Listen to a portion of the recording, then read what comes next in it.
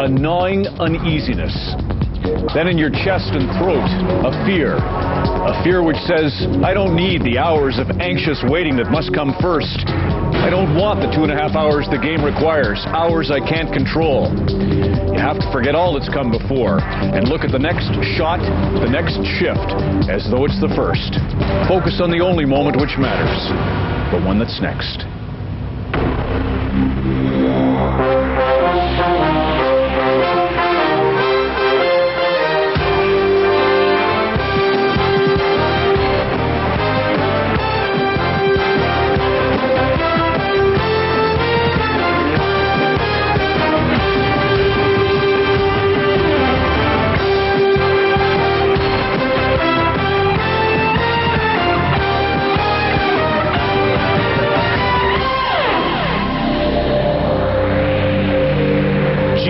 In Vancouver, the Minnesota Wild, the Vancouver Canucks. How will they tame their fear tonight? The NHLers make their name in the playoffs, and especially in situations like these.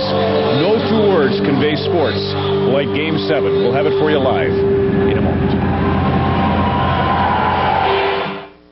You'll hear shortly from Chris Cuthbert, Greg Millen, Scott Russell. In the meantime, we'll let you feel the pictures.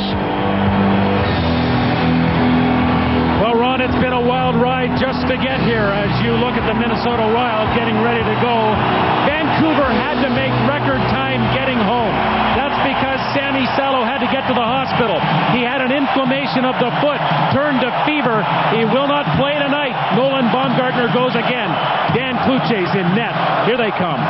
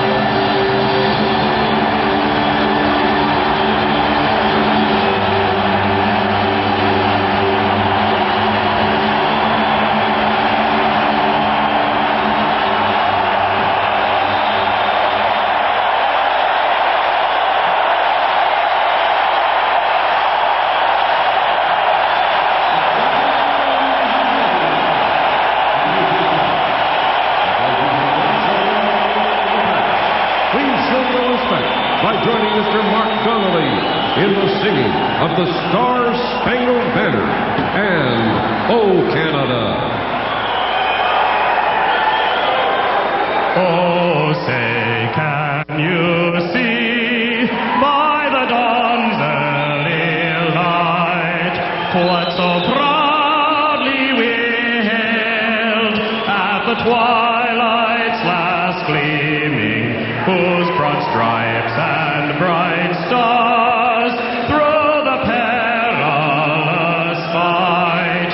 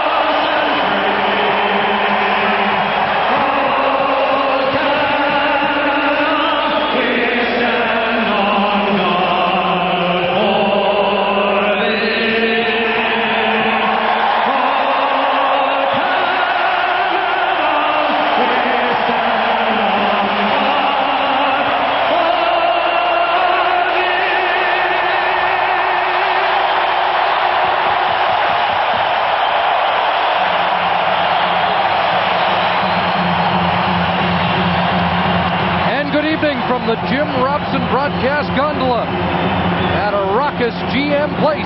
We're ready for Game 7. There's Dwayne Rollison, the best player in Game 6, with 30 saves, a dozen in the first period last night. And at the other end, Dan Cloutier. What a character-building Game 7 against St. Louis. But he's been lit up for 11 goals on the past 39 shots. Bill McCreary and Kevin Pollock get the Game 7 assignment. Brad Lazarowicz and Mark Wheeler are on the lines, and the mighty Ducks of Anaheim await. There's Mr. Game 7, Trevor Linden. What a force he was against St. Louis.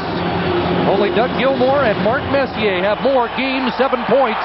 Brendan Morris and Marcus Naslund also start up front for the Vancouver Canucks. And Linden goes right to work. Got a piece of Willie Mitchell. Jason Marshall sprawling to send it down the ice. Nolan Baumgartner in the lineup for the second straight game. Touches up for icing. And one adjustment for Mark Crawford tonight. Brandon Reed will be back in the lineup. Trevor Letowski out. And of course, Nolan Baumgartner back as well in the lineup. He played in Game 6 with Sammy Salo out of the lineup again tonight with a foot injury, which, Chris, became quite serious on the Canucks' flight back. Yes, Scott mentioned, yes. That they almost had to make an emergency landing, but we're happy to report that Sammy Salo is all right. And in the building, there's another big hit on the forecheck. Chubarov dumps it in the corner, and Trevor Linden trying to set an early tone. The Wild have scored first in 5 of the 6 games in this series, and more than ever, Greg, you think the first goal tonight is critical. Especially for the Vancouver Canucks. Here's West Walls with Gaborik. Jeremy Stevenson's gone to the front of the net now. The Elliott Lake native is after it along the boards, and it's pucked out to center, and Jarkko Ruutu has it there. And Linden heads off after a rather industrious opening shift. Puck off the skate to Pascal Dupuis, who is back in the lineup for Minnesota. Did not play last night. Jovanovski in his own zone. Up ahead to Todd Bertuzzi. Number 44's got to get going. Brandon Reed scooting in. Rollison out of the net. Mitchell around, and Dupuis got it. Mitchell took a bump behind the play as it's sent out to center ice. Hit by Cook over 2 lines. Offside the call. It's okay for the Canucks to play a physical brand of hockey. They want to do that, but they certainly don't want to run around the way they had the last couple of games. Now, this is a good contact hit by Linden on Mitchell there. The puck was in the area. He eliminated his man. Nothing wrong with that. It's when they go for a great distance to come up with a big hit and then run out of position is when they've been getting themselves in trouble. Third game in 4 nights. Here's Marek Malik head-manning the puck. Matt Cook on the move. Down that right side. A shot off center as Bertuzzi tried to throw it from a bad angle. And almost baked it in off Rollison. Bertuzzi with just the 1 assist in the series. And he's on an energy line to start with Reed and Cook. The Jovanovski shot right on, and Rollison provides no rebound. A little change for Ed Jovanovski here. In the last couple of games, he would have pinched down the boards. I want to show you what he does. He ends up with a shot on goal. And it's a smart play by Jovanovski. Here comes the play around the corner. Watch what Jovanovski does here. No, he's not going to pinch. He just backs off, and the Wild are anticipating the pinch, and they give the puck away. And here's another chance for Bertuzzi on the wraparound from behind the net. It almost sneaks in between Rollison and the short side. Now Morrison wins the face-off. Baumgartner, who was a little nervous in his opening couple of shifts the other night, played it into the corner. Naslund shot off target. Trent Platt with Morrison and Naslund, and Morrison gets an early shot away. Remember, it was all Vancouver in the first period of Game 6, but Rollison kept the door shut and allowed Minnesota to find their legs. Here's a pass into the slot. Platt beats Stevenson to the puck, and now Naslund starts back. Over on the right side, Platt in deep. Watched by Willie Mitchell. Naslund takes the pass. In behind the net. Looking for somebody in front. Pass for Morrison, knocked away. Olin plays it back in deep. There's Brendan Morrison, lost it. And Willie Mitchell up with it. He's hounded by Morrison, trying to get that puck back. Now Stevenson along the boards. And he'll reverse it The youngster Nick Schultz and the 20-year-old has been so cruel in this series. He played it to the Vancouver line. Now the Sedins, their first shift of Game 7. Andre Zuzin takes it back for Minnesota. Bertuzzi out with the Sedins. And now Sergei Zoltov on the left side. Gabrick, quick shot. Kluche, his first stop. Jovanovski up ahead. Bertuzzi trying to get loose down the right side. Ronning broke it up. Cliff Ronning with a pair of goals in Game 5 and 3 assists in Game 6. And now he'll play it into the corner and give chase against Olin. Matthias Olin up ahead on the left side. There's Ruutu with Chubarov into the Minnesota zone. Chubarov, and that was deflected high over the outstretched glove of Rolison. Skopel got it to Chubarov again. Feeds back to the point. Linden there. And Olin, and he wired that wide. Marco Ruutu takes over. Linden again. Backs it up. Skopel. Weak shot. Rolison's got it. And Chubarov missed on the redirect. Well, Dwayne Rolison looks very sharp again early in this hockey game. Now he's been nursing a sore groin. It's on his left side. It'll be interesting to see if the Canucks work on that area tonight. And that first shot is a pretty good shot on goal. Not enough traffic in front. And you can see Todd Bertuzzi with that hack on the last shift on Zuzin, and he's in considerable pain. However, he is back on the ice. Andre Zuzin a +4 in this series against Vancouver. And he's logged a lot of ice time. Out there now with Mitchell. Cook gets another piece of the Port McNeil BC native. And Malik back to touch it for an icing call against Minnesota. And only one change for Jacques Lemaire tonight. Pascal Dupuis is back in the lineup. And an interesting twist, he's taken Matt Johnson out. And that doesn't surprise me all that much. Matt Johnson, a tough guy with not a lot of speed. And it's been very obvious to me the last couple of games that Minnesota's speed has been a big factor, a huge factor in their victory. There's a shot from well out. Rolison has that all the way. And the insertion of people like Antti Laaksonen in the lineup for Game 6 really did show that speed advantage. Dwayne Rolison, the big story in the first period, Chris, as you mentioned, in Game 6. Now he's seeing everything right now. And the Canucks are going to have to get traffic in front of him, number one. And number two, try to move him from one side of the net to the other, which is very difficult the way the Wild plug up the middle of the ice. Get him moving with that sore groin. Test him out with it. Make him move. And a reminder that it was Manny Fernandez who won Game 7 of the Colorado series, making 43 saves, outdueling Patrick Waugh. But Rolison has taken charge in this series. Olin did not hold it in, and an offside is called. Much talk around Vancouver the last couple of days that the big players for Vancouver have to be better. I want to show you Marcus Naslund here on a 3-on-2 rush. He starts the play. Watch where he ends up. We can stop it here, guys, right behind the net on that play. And here's another one here. We'll keep it going on the giveaways through the neutral zone. Naslund with a bad giveaway, trying to go through traffic there. And then Naslund trying to beat 3 Minnesota Wild players, and then they counterattack the other way. Marcus Naslund has to be much better in this game if the Vancouver Canucks expect to win. Set play off the face-off. They had Bertuzzi set up wide on that right side, but the pass was cut off. Olin back in his own zone. There is Stevenson forechecking, and Sopel skates away with the puck. He'll get it deep.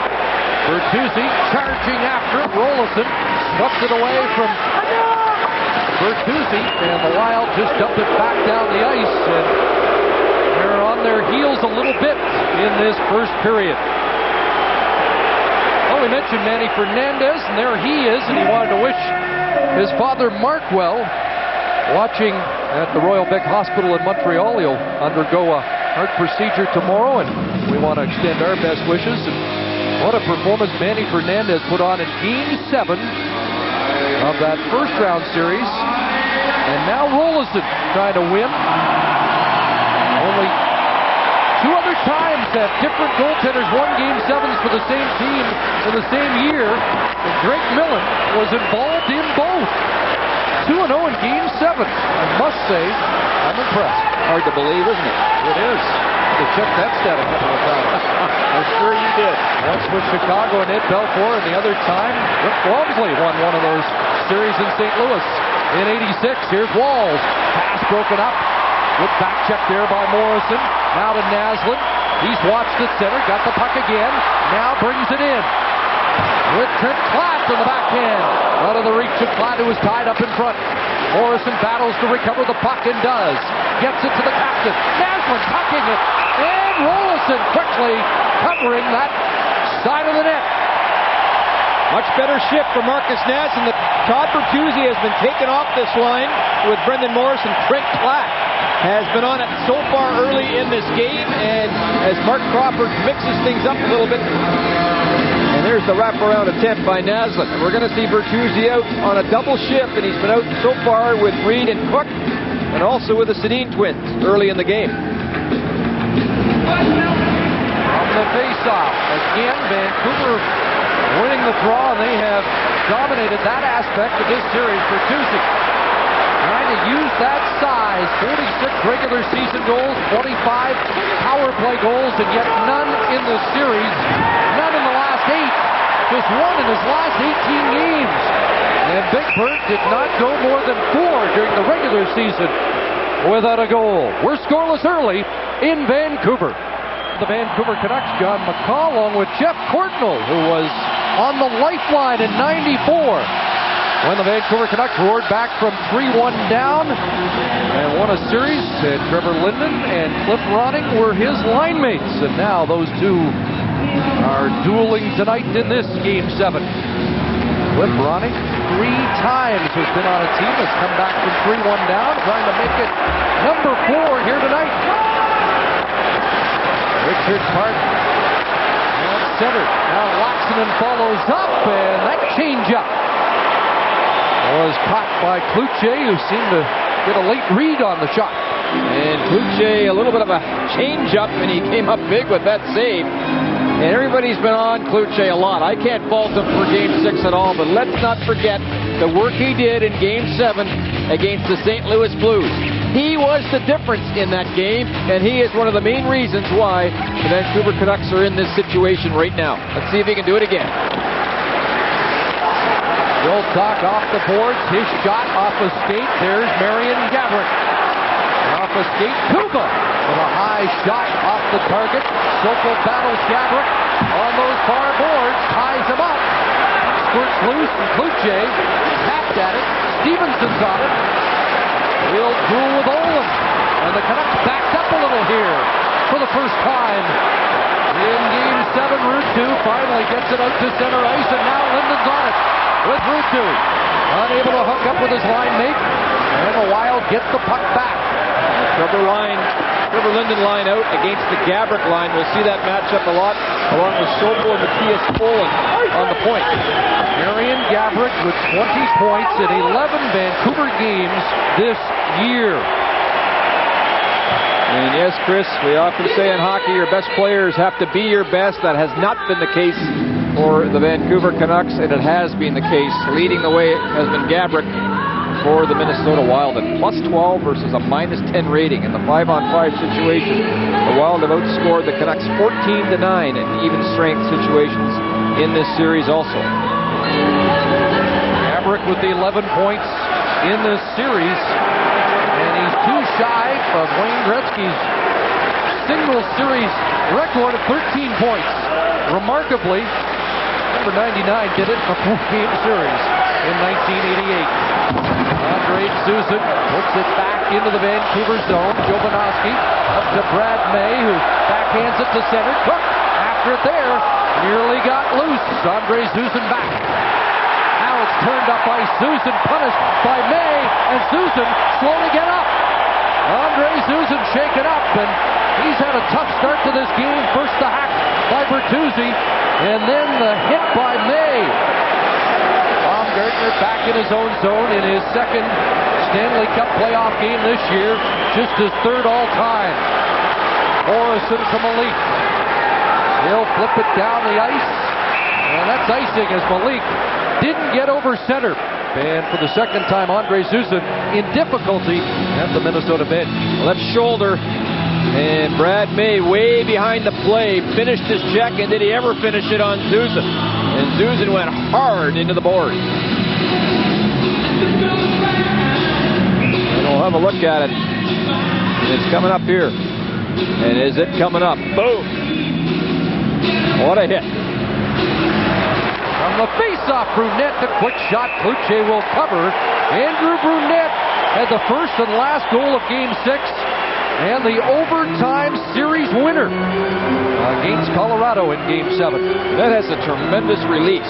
He doesn't take any time at all to get the shot off. And here's an example of it here. Boom! And that hit a stick on the way in. And Cloutier had to be very sharp as that hit the defenseman's stick and almost went past Cloutier. Crowd wins another face-off. Back to Kuba. Shot through traffic. Andre Zuzan has gone to the Wild room.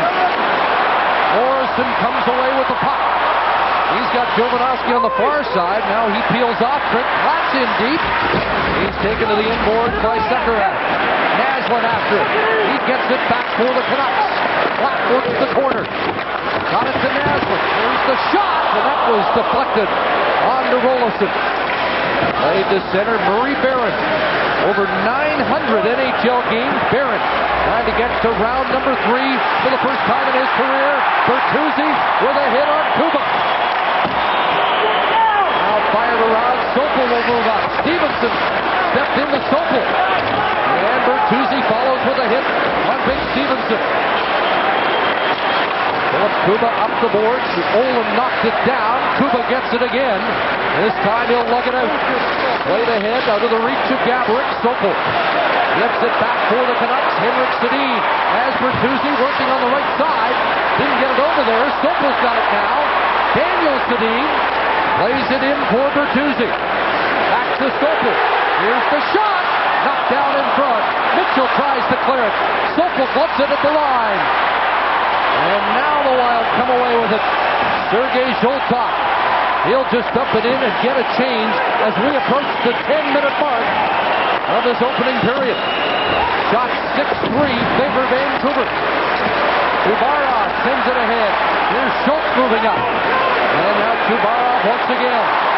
Works it on the right side. Linden check. Chubarov follows. And he gets ahead of steam. Into the Minnesota zone. Around Mitchell and nearly tucked it in. Artem Chubarov on the puck. Again, Ritsu, long shot, flagged down, and Rolison has it. CBC's Hockey Night in Canada returns in a moment. Chubarov has had a real good start so far to this hockey game, and we're going to see him with some pretty good speed here. We haven't seen that a whole lot throughout this series. He goes one-on-one and gets an excellent chance to score. He's the #1 player in the National Hockey League at the moment at the face-off circle. Chubarov certainly can help a team in that area as well. Canucks had 10 of the first 11 shots last night. They have 7 of the first 10 tonight. Still looking for the game's first goal. Reed with a face-off win. Look out. Wes Walz nearly away. And the stick knocked out of his hand as Bertuzzi dangerously made a play at the Minnesota line. Now Walz hit by Bertuzzi. Wes Walz nailed, and he'll go to the bench. And Bertuzzi making his presence felt in the early going. After a relatively quiet 6th game. The first time that the Canucks have caught them. Here's Ronning. Now Ronning tries to swing it in front. Dupuis left alone and nearly had it again. Checked by Cook, and away go 3 Canucks to center. Back Cook to Brandon Reed.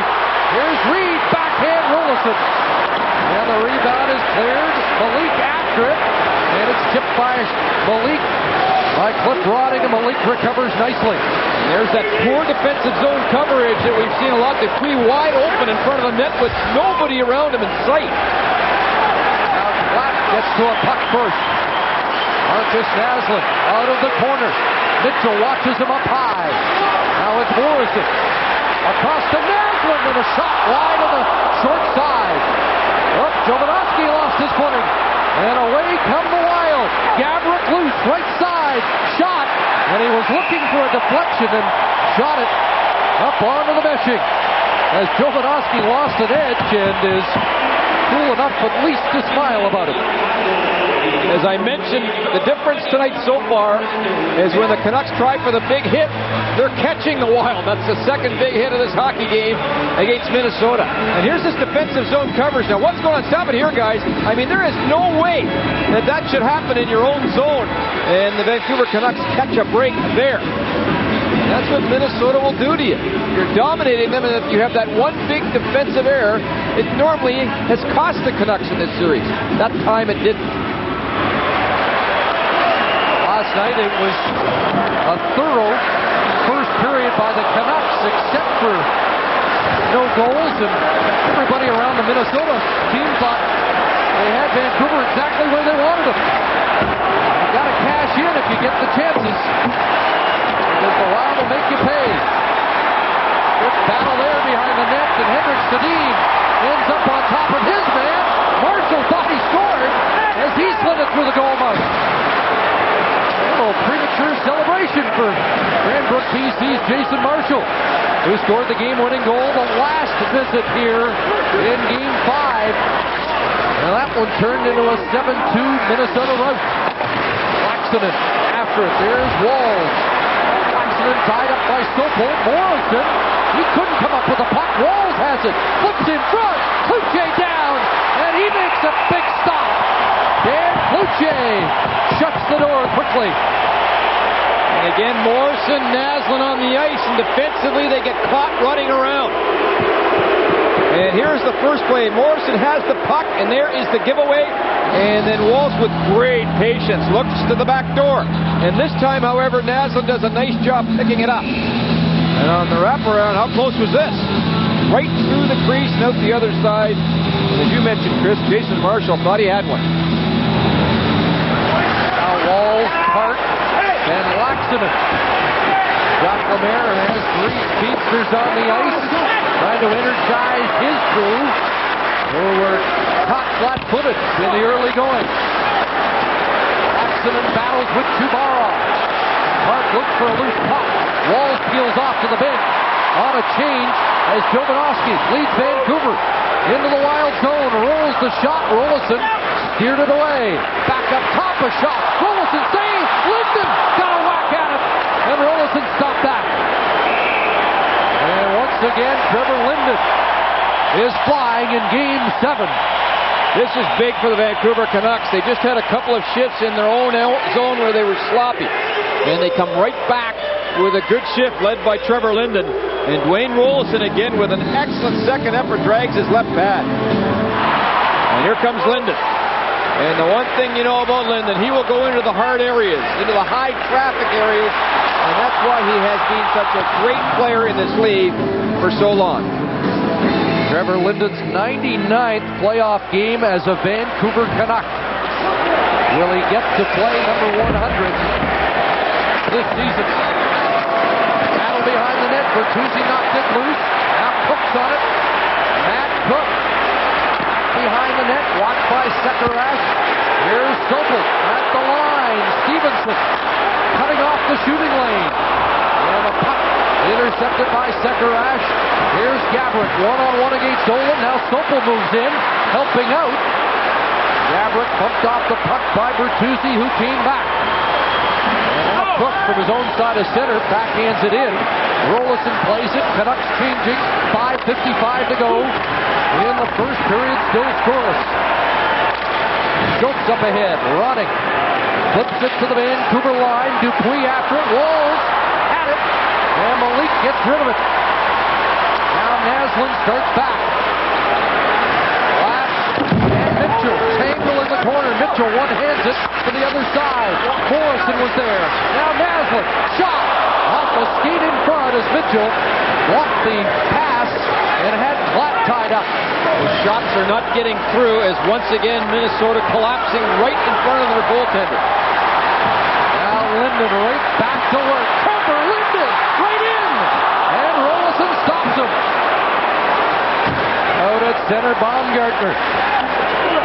Morrison bumping in front of the penalty box. And it's played back to the Wild defense by Dowd.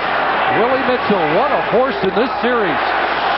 From his own side of center, that's an icing call against Minnesota. Linden coming close. And a great save, and if Naslund just would have had his stick down going to the net, he may have got the rebound. Less than 5 minutes remaining in the first period. Bertuzzi centers it. Ball's there to knock it out of harm's way. Up for Park on the right wing.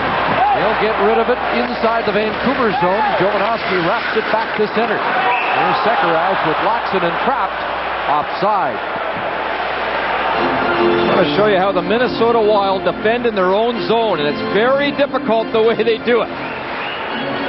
And here come the Vancouver Canucks. The puck is going to go back to the point. And we can stop it here, guys. Whoa, look at this positioning. I mean, right in front. They just collapse right in front of their goal. They're so good at it. And that's why it's so tough to get pucks through. That's some extra goaltending. And blocked a lot of shots. Here's Darby Hendrickson, a goal scorer in Game 6. Luce had trouble with that. And the Wild come up with the puck. Link knocked his man down, and the Canucks get it out to center. Again. Here's Brad Brown having trouble with the puck, and Brandon Reed nearly got loose. And now Richard Park takes a glove pass. Play is stopped. Luce once again with just 5 shots on goal, and this has been so difficult for him when he's used to a lot of work. And he has to just keep his focus, stay in this game as much as he possibly can. And that's been his biggest challenge throughout this series.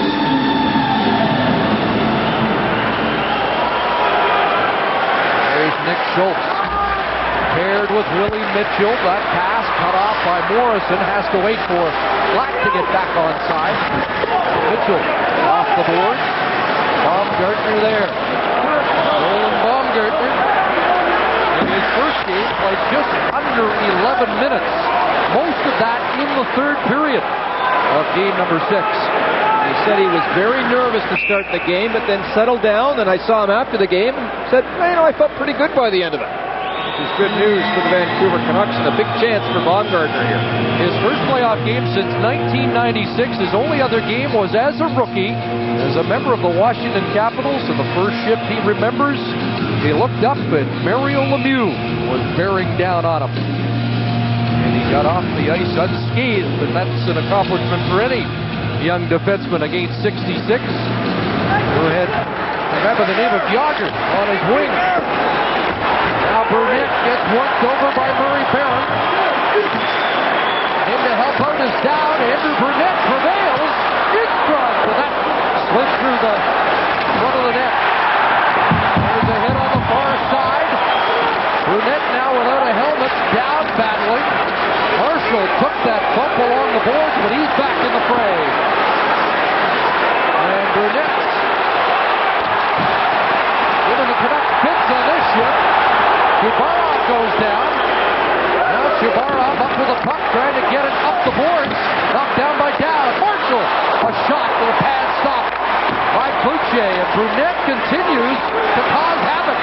Chubarov all over the Sudbury native, Andrew Burnett, trying to barge his way in front. And Chubarov finally knocks it away. Linden doesn't like the look of it, and ices the puck, and right on Dwayne Rollison. Andrew Burnett, one of the quiet leaders of this team, and you just witnessed why. What terrific down-low work. Here's Platt, snaps the shot right on Rollison, got his own rebound. In deep, Naslund. Watched there by Brad Brown. Naslund back behind the net, Platt. Schultz picks him up. Platt to Naslund, trying to work it off the board. Here's Platt, little room, out in front. Rollison, hugs the post, still loose at the side. Naslund tries to jam it, can't do it.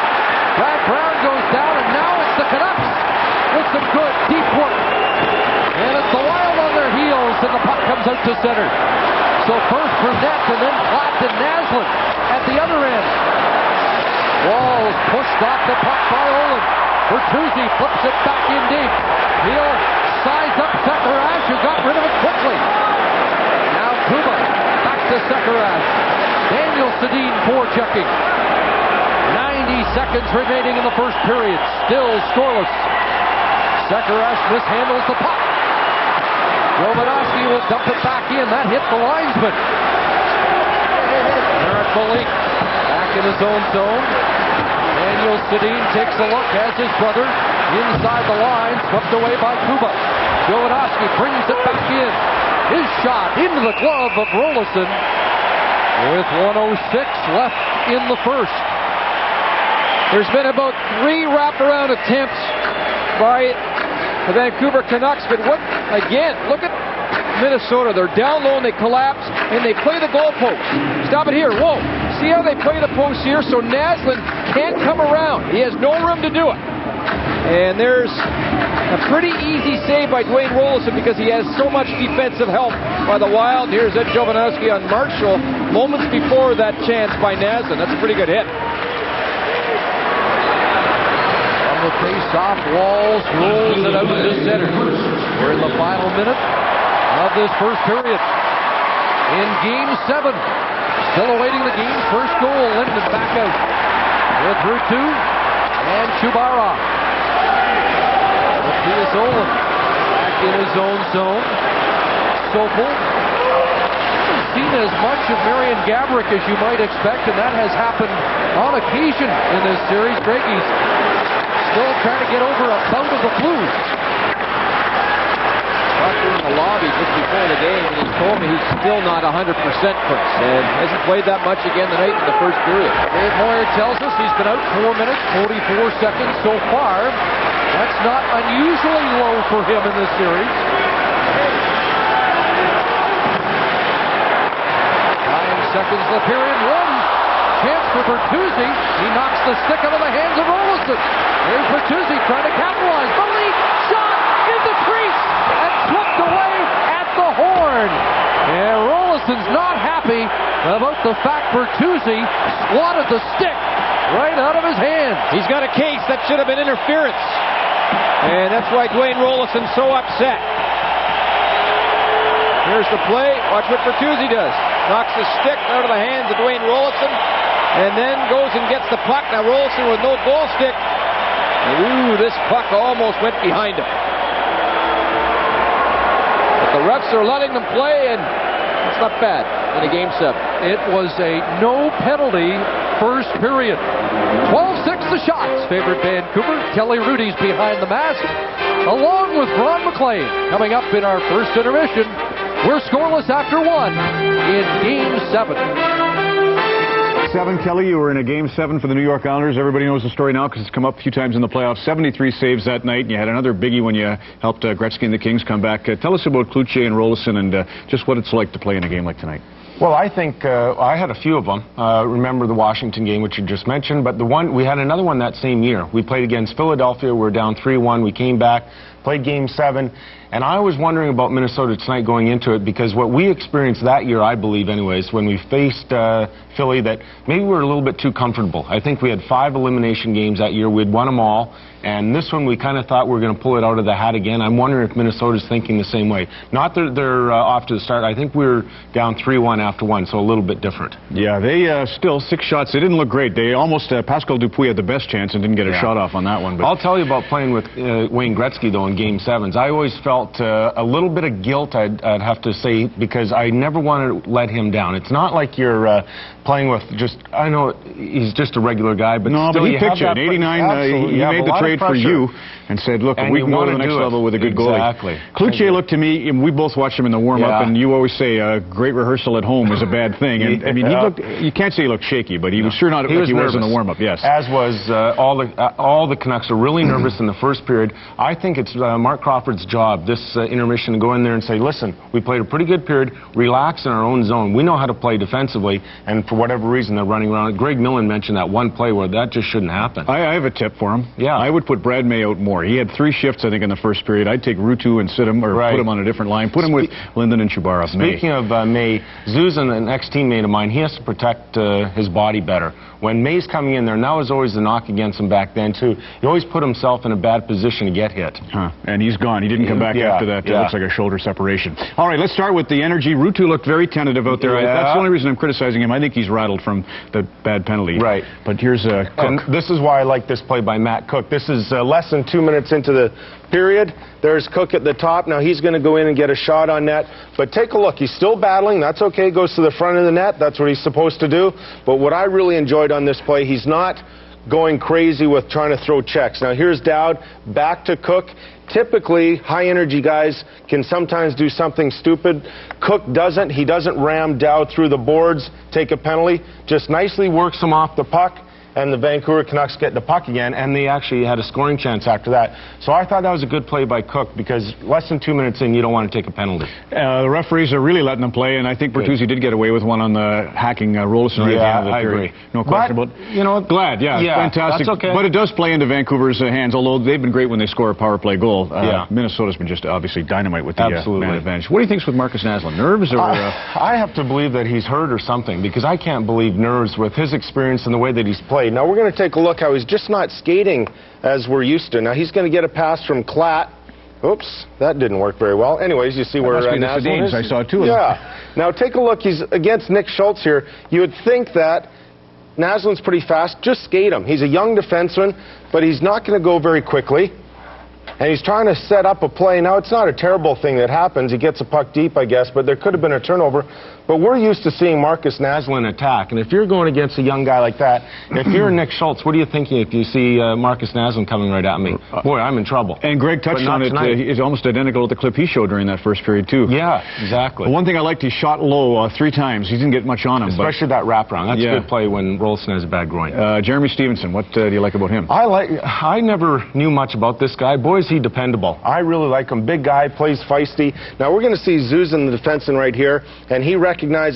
Now, bear with me. This is going to be long. He recognizes he has to go to Sedin, but over here, we see Bertuzzi, and Stevenson knows that, so he's going to back check right into this position in the event that Sedin throws it over there. He does. Now, isn't that a terrific play? Yeah. Now, that's why you can play on a team coached by Jacques Lemaire, because you're dependable. And the last clip we want to show you is back to Cloutier, and this is again picking up on a point that Greg had made in the last game about this play that he seems to want to try, and I don't know... Yeah, you know what, I've been there, and sometimes you don't even recognize you're doing the same thing over and over and over again, and now Cloutier's way too predictable on the dump-ins. Now, Joltok throws it in, Cloutier's going to come out and he's going to play it, and he should just throw this really softly into the corner, let his defenseman battle with the Minnesota players. He's not. He's going to throw it around, which we've seen way too many times.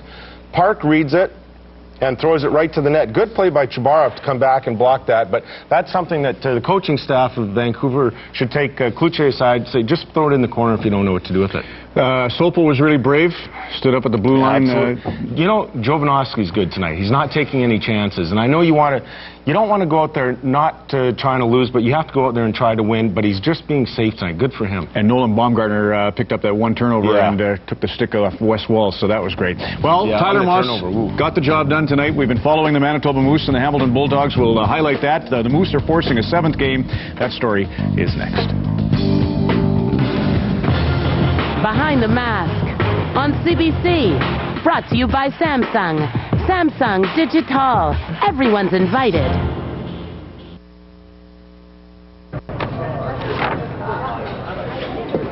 Hey, ladies. Looking forward to wearing those bikinis? Oh.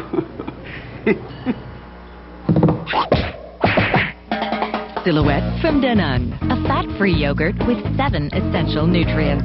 Feel great about yourself in body and mind. Terry, that's one real sexy bathing suit. It's your silhouette. It fits. Danone, being better every day.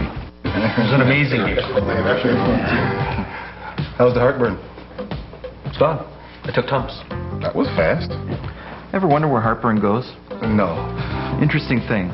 When you ingest Tums, it goes directly to the acid in your stomach and actually converts it partially to water. And Tums contains calcium, something your body uses anyway. Anyway. Oh, you should have been at the Tums knocks out heartburn fast. And that's all you really need to know. To finally get back to nature after renovating the house. Wait a minute. Look at this patio. Could use some work. A 2-level deck, built-in barbecue, a few planters, heck, maybe even a hot tub for the ladies. Yeah, a couple of weekends, and welcome to the Garden of Eden, because you are a handyman, the El Presidente of patios. Make it happen with Rona, the how-to people. Thanks for your order. Enjoy your chicken sandwich. Thanks for your order. Enjoy your chicken sandwich. Thanks. The new KFC Pepper Club Filet. It's our seasoned whole breast filet with crispy bacon, processed Monterey Jack cheese, lettuce, tomato, and pepper mayo. Nothing like it anywhere. What smells so good? Nothing?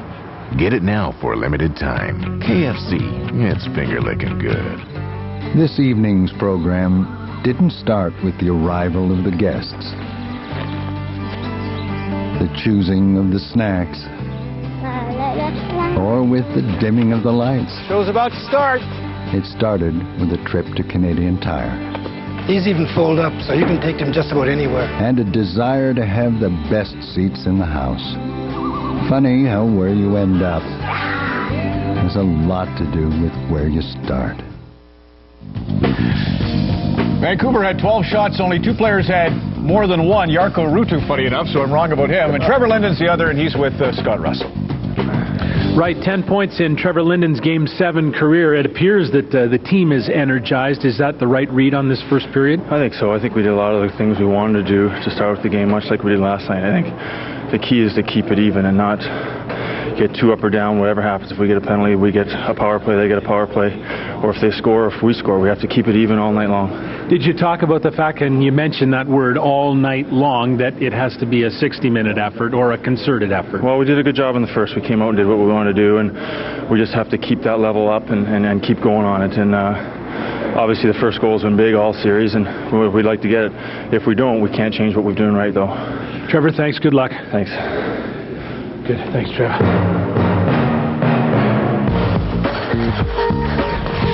Up to the minute. Brought to you by Ford. Built for life in Canada.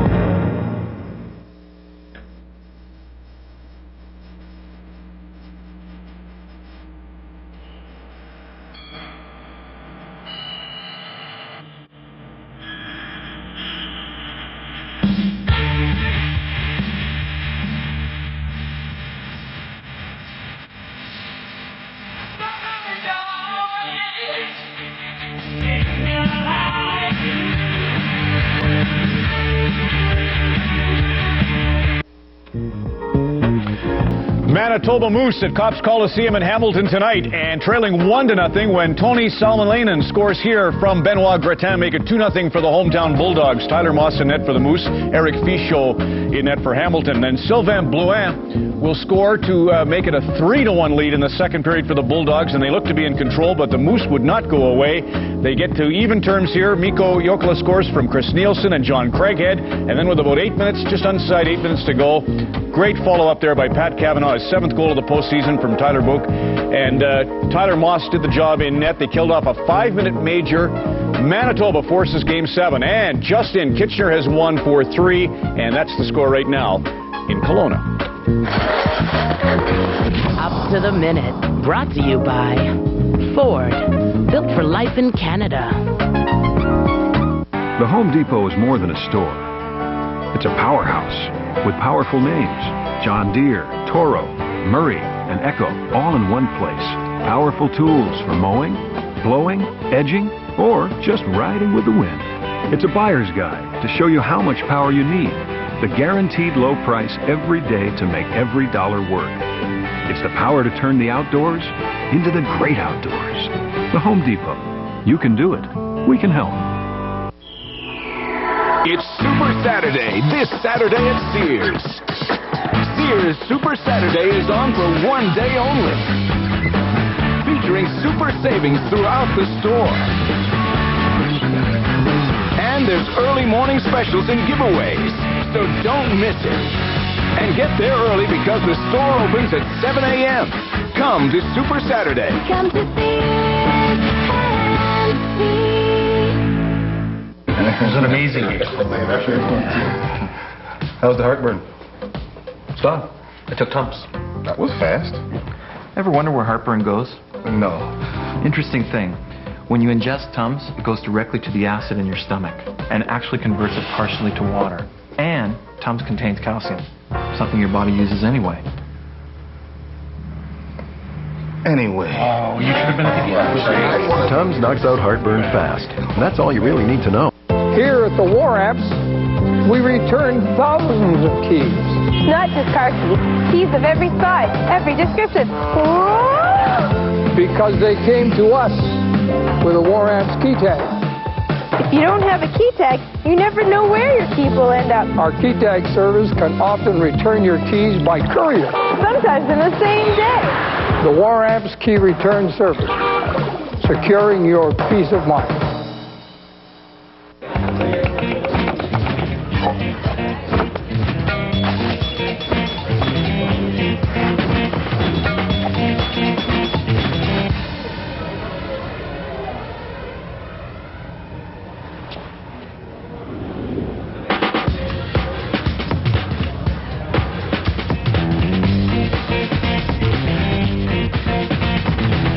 Nicorette Gum. Take it one craving at a time.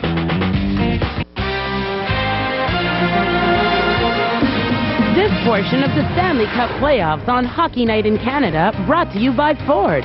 Built for life in Canada.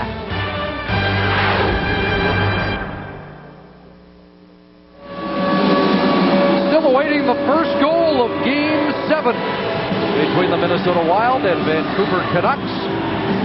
Vancouver scored first in only game number 3. Shots were 12-6 in the opening period, and Chubarov and Wes Walz face off to start the second, and Walz immediately goes to the bench, and Trevor Linden dispatches the puck in the Minnesota ice. Letting hop off the stanchion, Nick Schultz collects it, and the former Prince Albert Raider played it on the one side, but not out. Jeremy Stevenson now. A lead feed off the skate of Chubarov and swept back in by Ruutu. Here's Rolison lofting the puck out at center ice. Sergei Zoltov gave it away. Brendan Morrison on it. Naslund follows. And a poke check there by Willie Mitchell, preventing Naslund to get a shot away. Now a pass for Platt. Fails to hook up. Rolison hands it off. Schultz stapled to the glass by Platt. Out at center, though, it's Dupuis with Walz. Dupuis' shot impeded. Now Ronning with it. Here's Cliff Ronning.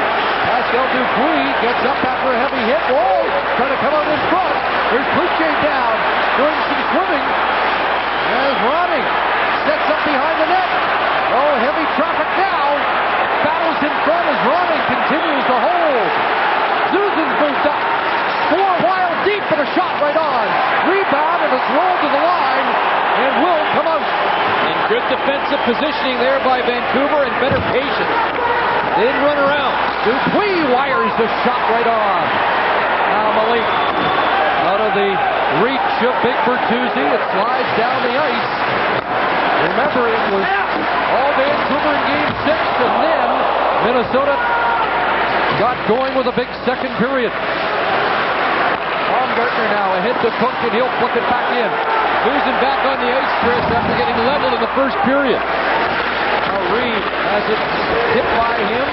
Truba there, and he's got it again. Trying to clear the zone, and this time does. Barrett couldn't find it for a moment, and then sends it into the benches. Well, Cliff Ronning gave us a little Gretzky impression behind the net. And some good positioning here by the Vancouver Canucks on this one-on-one play. Jovanovski in front.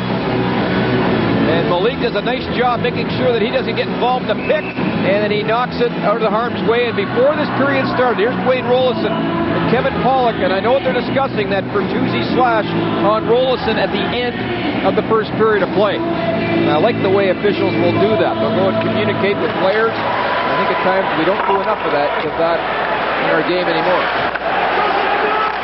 There's Schultz sending it around the far side. Daniel Sedin stopped it up, and that puck off Barron back into the Vancouver bench. Greg, 67% of the first period faceoffs won by Minnesota. The Canucks have dominated that category since Game 1. And they're still talking here. And perhaps Rolison was nudged again on the last shift. See if he can find you now. Puck sent in, and Jovanovski plays it in behind the net. able to clear it out. Naslund after it. Platt's got it. Now Naslund. Watched by Hendrickson. Centers. Morrison shot. Rolison can't find it. And now he's got it as he robs Brendan Morrison. And the question is, did Dwayne Rolison pull this one out of the air on the first chance? I think he may have. Let's see. It's a change up in the slot. And does he knock it down, or does this hit Schultz? And then Morrison trying for the bank shot off the goaltender. We'll get a better look for the net can, perhaps. He waved at it. I don't know if he ended up getting a piece of it. And there is the rebound attempt. But Morrison shoots right into it as he had the short side open. A pass over 2 lines. One thing I've noticed tonight, Chris, the gaps between forwards and defense for the Vancouver Canucks have been shorter, or less room between them than the last Game 6 and Game 5, and that's why we're not seeing Minnesota fly through the neutral zone like they did the last couple of games. And that's another reason why we're seeing the Canucks starting to tag them a few times with big hits also. See if that continues. There's Sopel backhanding into the traffic in front of the net. And now played back out to center. Brendan Morrison back in. Naslund on the left side was ahead of the play. And it's offside.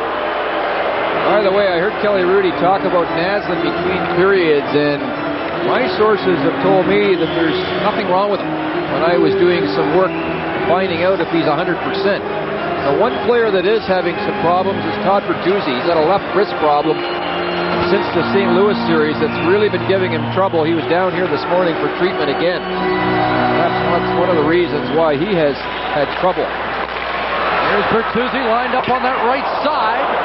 That shot goes off target, and Bertuzzi plays it offside, and will face it off again at center. And Bertuzzi with a little face-off alignment here. The Canucks have tried this a couple of times now, and it works for them. Bertuzzi's way over here. There he is. And a nice set play that almost works. Willie Mitchell just gets enough of that puck to deflect it wide. Bertuzzi on the ice with Reed and Cook. Willie Mitchell plays it to the Vancouver line. Ronning scoops it deeper. Ronning, Dupuis, and Hendrickson on the ice. Barron got a piece of Hendrickson. Reed lost it, but following up is Baumgartner. Here's Bertuzzi at center. Gets it to Cook. He's squeezed off the puck by Mitchell, who gives it back to Bertuzzi. In front, Cook! Big stop there as Matt Cook was set up in front. Close call there as the Canucks vie for the first goal. People have to get the first goal. If Minnesota sneak one here, it'll be devastating to the Canucks. Now Dupuis drops it off. Jim Dowd fires it right on. Now plays it back behind the net. Here's Baumgartner. Baumgartner who plays his 8 regular season games. Battling there. Brunette and Linden go down. Where is it? Brunette comes up with it. Now it's pushed loose. Sekharov put it in front. Deflected wide. Marshall crashing in. Brunette centers. Down. Flipped it wide. And now the Canucks backpedaling again. Sekharov stopped by Cloutier. Now Brunette knocked down by Baumgartner. Canucks do get it out. Big save for Cloutier. He's gaining some confidence, Chris, here in the second period. Second time in this period, though, that there has been confusion deep in the Vancouver zone. Sekharov, who scored his first postseason goal in Game 6, gets the puck deep. Walls battling for it. Stevenson bumped along the boards. Walls checked by Chubarov. Chubarov turns away from Gabrick, gives it off the glove of Stevenson, but out. Now Linden, Sopel, shot, and Rolison has that. Well, the pattern has been throughout this series, and the Canucks have run out of gas because of Minnesota's speed as the game progresses. Well, Minnesota with a good early chance. Sekharov coming in late, and there is the huge save by Cloutier on the short side. You're going to see Brendan Reed get clipped here by Dupuy's stick. He is off at the moment getting some repairs. Well, it seems each time Andrew Brunette is on the ice for Minnesota, there is trouble for Vancouver. Boy, he's a great board player. I hope to show you some examples of it. He really works well down low behind the goal line. Now Brad May lines up on right wing with the Sedins. And center Laxonen to Park. Uche out of the net. Hendrickson in on the forecheck. Around it goes. Past the pinching defenseman Schultz all the way down the ice. Mitchell back, icing the call. Well, you mentioned it, Chris. Let's show you Burnett because he has been excellent throughout this series. A real leader for the Wild. Here's his board play I'm telling you about. Look at how strong he is. He uses his feet well, fends off Murray Barron, which is not easy to do, and always has his eye on the puck. And here's some more hard work on Chabara.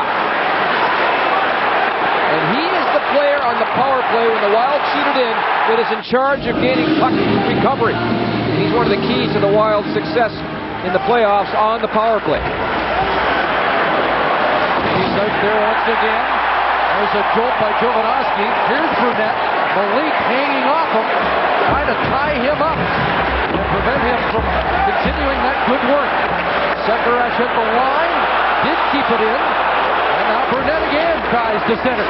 Cut off by Jovanovski, off the glass, and down the ice. Rolison comes out to play it.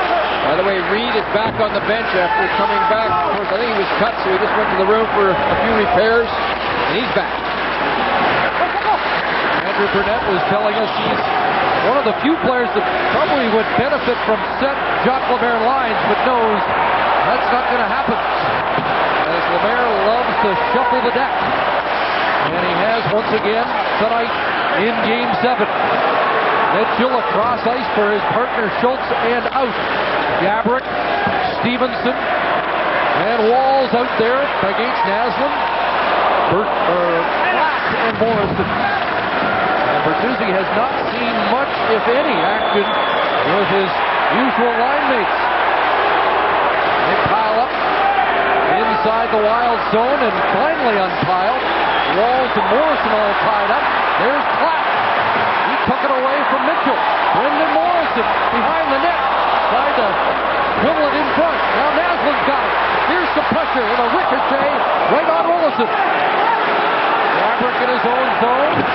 Took a bump. Schultz gets it ahead. And now Walls and Stevenson into the Vancouver zone at the end of a shift. And they'll peel off and head to the Minnesota bench.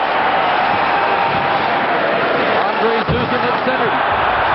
He's hit. We played 7.5 minutes in the second period. That play has been stopped. You're watching Hockey Night in Canada on CBC Sports.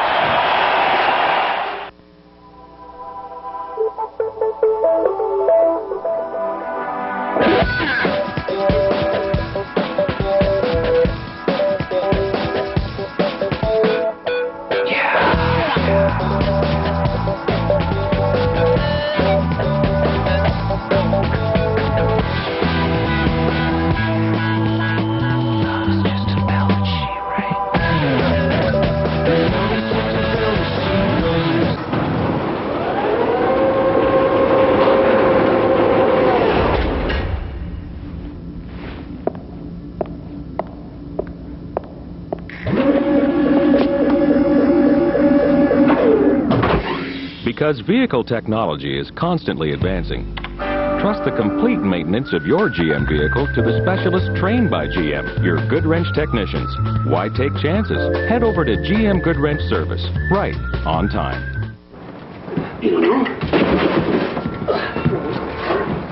Hey guys, what are you doing? Trying to install this stupid thing. Well,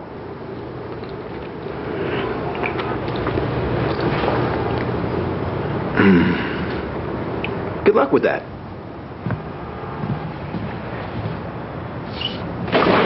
Tim Hortons Ice Cap. Totally creamy, totally cool. Just $1.69. It does make a great coffee table. Some customers have been banging away all series long, and here is Jovanovski getting the best of Marshall on that one just before our commercial break. Now we're ready to go again. Canucks trying to prevent their first 3-game losing streak of the entire year. And still awaiting the game's first goal. Brad May on the right side now with Cook and Reed battling in front. Where is it? Rolison has it. With Cook on the doorstep. Cook, Reed, and May line are doing some nice things offensively. Why? Because they're getting into the tough areas on the Minnesota Wild. Here's a good example of it. As they go to the net and look for the loose puck, and once again, Dwayne Rolison is finding all the loose pucks in his crease, although he is getting a lot of help from his defense in front. You would think sooner or later, Chris, the Vancouver Canucks are going to get a real good chance off a face-off win. Not that time. Les Walls prevails, and the Wild breakout. Walls mishandled the pass, and it's spun back in by Ruutu. Rolison to Kuba, who fanned on it, and here is Kubarov. Linden to Ruutu in the Wild zone. In pursuit of the icebreaker here in Game 7. Olin's shot hit a leg, and Karam's out to center. Sokol went shoulder to shoulder with Stevenson. And now the Wild look up ice. There's Stevenson, and it popped over his stick. Sokol gets the icing touch. I mentioned earlier in the period there's a pretty nice gap going on for the Vancouver Canucks between forward and defense. Stop it here, guys. Look at how up the defense are tonight for the Vancouver Canucks, and watch what happens because of it. No gap between forwards and defense, and the Vancouver Canucks are doing a much better job on the neutral zone, eliminating the Minnesota Wild speed. That has been the difference so far for them tonight. Bertuzzi and Hendrickson, the matchup that led to a Game 1 victory. This time the Wild are able to get it out. Bertuzzi won a draw in the dying seconds against Hendrickson that produced that tying goal with 1.2 seconds left. And Bertuzzi's out with the Sedins now. There's Schultz, gave it away. Daniel Sedin behind the net. And Schultz knocks him off balance, pushes it ahead, and the Wild escape. Out to center, Hendrickson too far for Rotting on the left wing. Rotting the veteran against young Nolan Baumgartner. And another icing call. There's a look at Cliff Rotting. I saw him after the game in Game 6, and he was so excited walking out of the building, he was actually shaking. I said, Cliff, what's wrong? He says, I'm just so excited. I can't wait for Game 7. One of the reasons why he's been in the league as long as he has. What a tremendous competitor. Part of that 94 team. Rotting twice as a Canuck, came back from 3-1 down. And of course, earlier this year against Colorado. Will he be part of a team that has done it 4 times in his career? Jovanovski, that's off a skate. Malik will try the other side and get it deep. Rolison stops it up.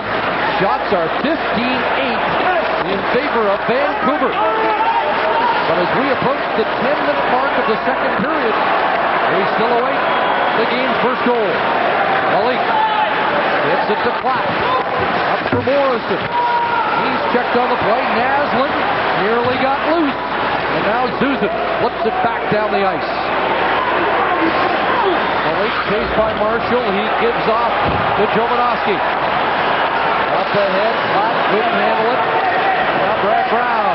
Naslund lines him up and hits him along the boards in front of the Vancouver bench. Here's Jimmy Dow trying to center, but Morrison step for step. And he'll play it off the glass and out over 2 lines. Matt Cook. And that is offside.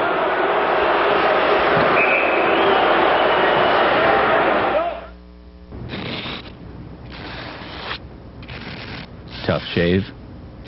New Neutrogena Razor Defense Face Lotion with soy and aloe. It instantly soothes dry skin after shaving and prevents damage caused by dryness. Defend yourself with new Neutrogena Razor Defense. This evening's program didn't start with the arrival of the guests. The choosing of the snacks. or with the dimming of the lights. Show's about to start. It started with a trip to Canadian Tire. These even fold up, so you can take them just about anywhere. And a desire to have the best seats in the house. Funny how where you end up has a lot to do with where you start.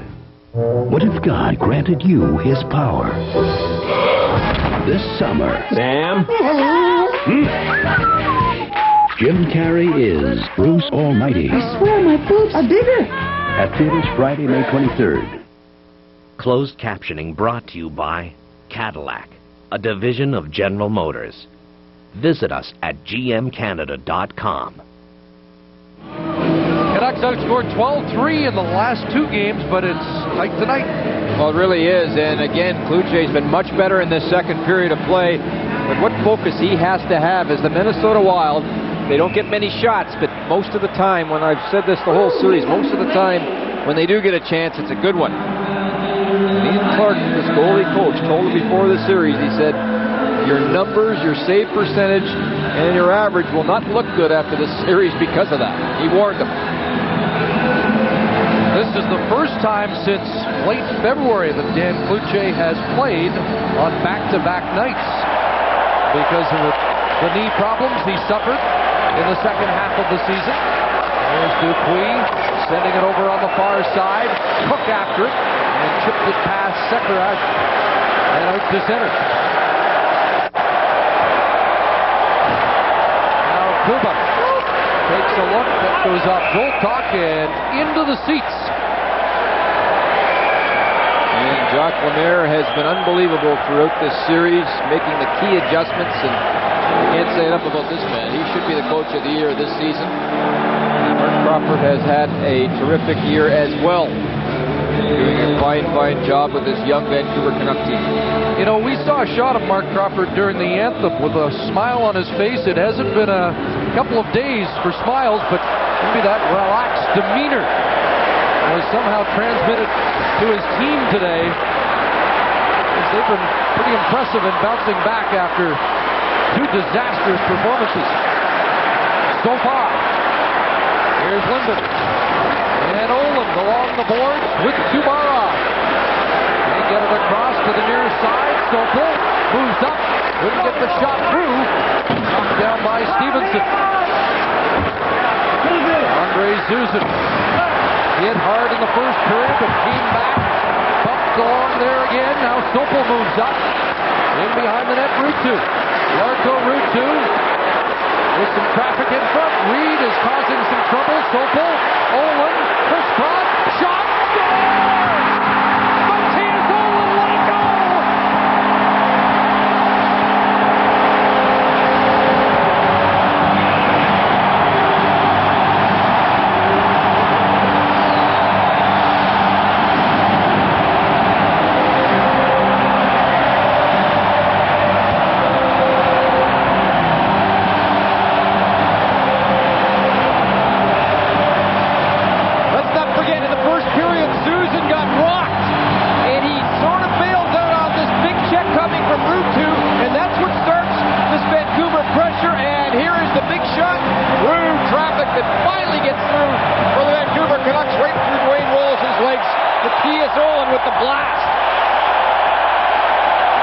Matthias Owen with his third of the playoffs. And for the Vancouver Canucks defense, the 14th goal of the postseason. So often in a game, big hits early can pay dividends later on in a hockey game. And the giveaway starts the pressure by Vancouver. And how about the work in front by Ruutu, who started the playoff with that big down ice pressure on Zuzin. Ruutu and Sopel draw assists on the Oland goal. Only the second time in the series the Canucks have struck first. Here's Marcus Naslund. Shot through traffic. Rolison never saw it. Now out for Laxinen. Plays back to the Minnesota line. And Laxinen's on it. There's Park trying to stay onside, and he was unable to do so. Offside the call as Zuzin laments his part in the first goal of the game. Dangerous time right here for the Canucks. They have to keep their composure and not go for it offensively. Stay in position. Because with all this energy in the building, it could be very easy to get caught up in it. Greg, 5 times in this series, the Wild have scored less than 6 minutes after the Canucks have scored. They have been terrific at answering goals. Let's see if they can do it again here. Lead pass, Bertuzzi in alone. Bertuzzi scores!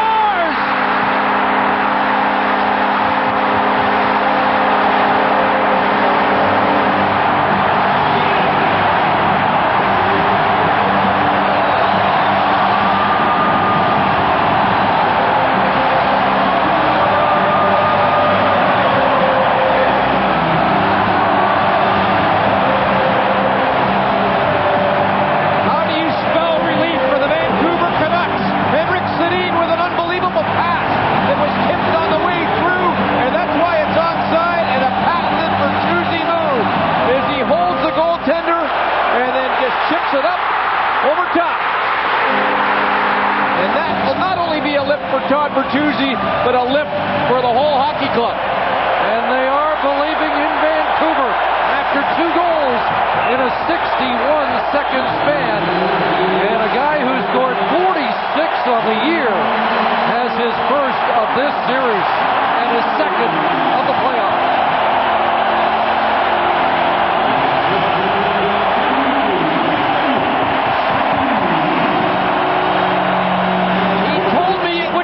He said sooner or later, if I keep going, I'm going to score.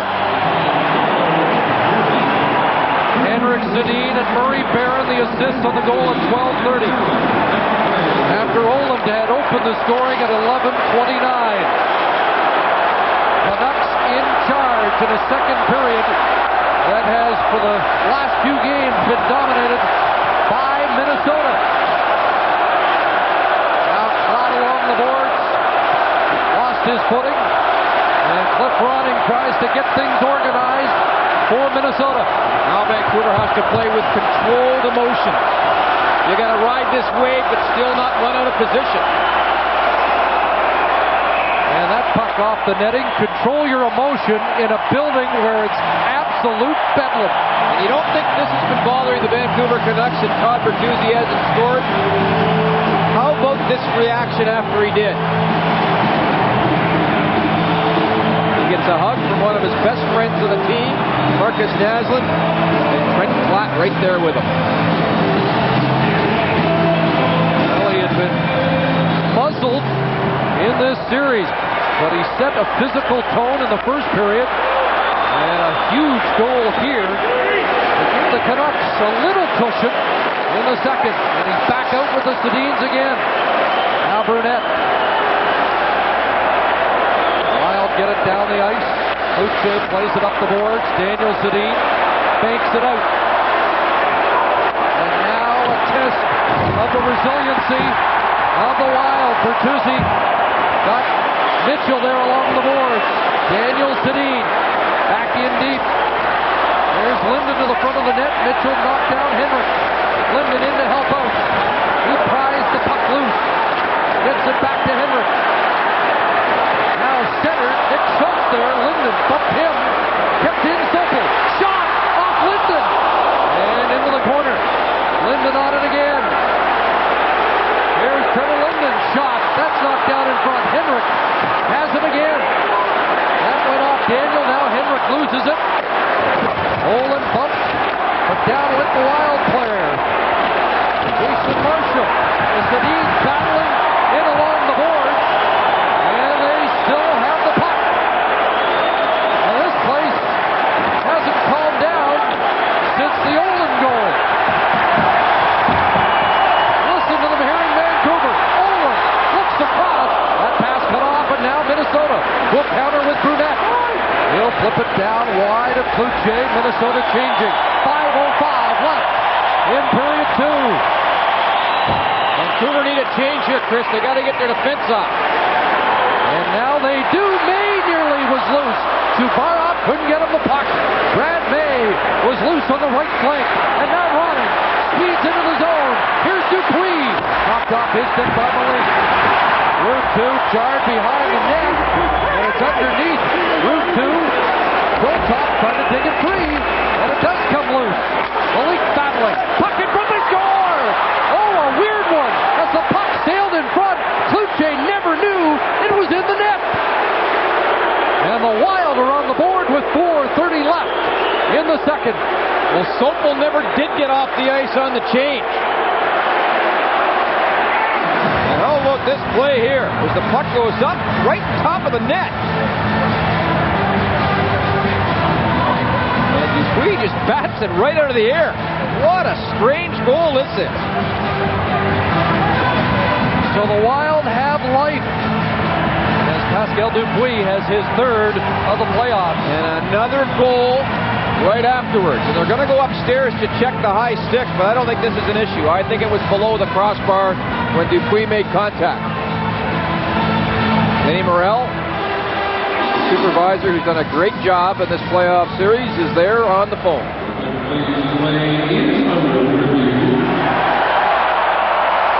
And there's a high look, which probably won't be able to tell the angle of where the stick and the crossbar.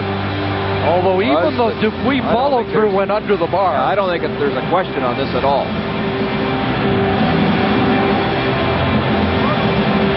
Again, Dupuis has been bothered by a foot problem. What has been called by Minnesota a lower body problem. Did not play Game 6, and he has Minnesota's first goal. And there's Mark Crawford checking it right there on his video. He has a video set up there, and he just takes a double check. And that is called home ice advantage for the coach. Now watch Kluche's reaction. He never knew that puck was in the net. He's still looking for it. So Minnesota back in it 3 minutes after the Bertuzzi goal. The Wild are on the board. And it's a 2-1 game. Linden plays it back in deep. You know one thing for sure, this Minnesota Wild team will not go away. Not a chance. Dubaroff at center. Now Stevenson pushing it down the ice, and Gaborik. Gaborik ends up on top of Olin. Dubaroff belted by Stevenson, but recovers and gets right back on it. Up ahead it goes, and there's Ruutu into the Wild zone. Takes a look, throws it to an open corner. Sekerash recovers for Minnesota. The Canucks are changing, and that gives Park some room. Richard Park trying to center. And it's knocked into the corner by Jovanovski. He sends his man down. Joltok upended. Accident behind the net, tied up by Morrison. 3:20 left. And the first penalty of the game is coming up against Vancouver. Accident. Knocked off the puck, and Bill McCurry is making the first call of the game against the Canucks.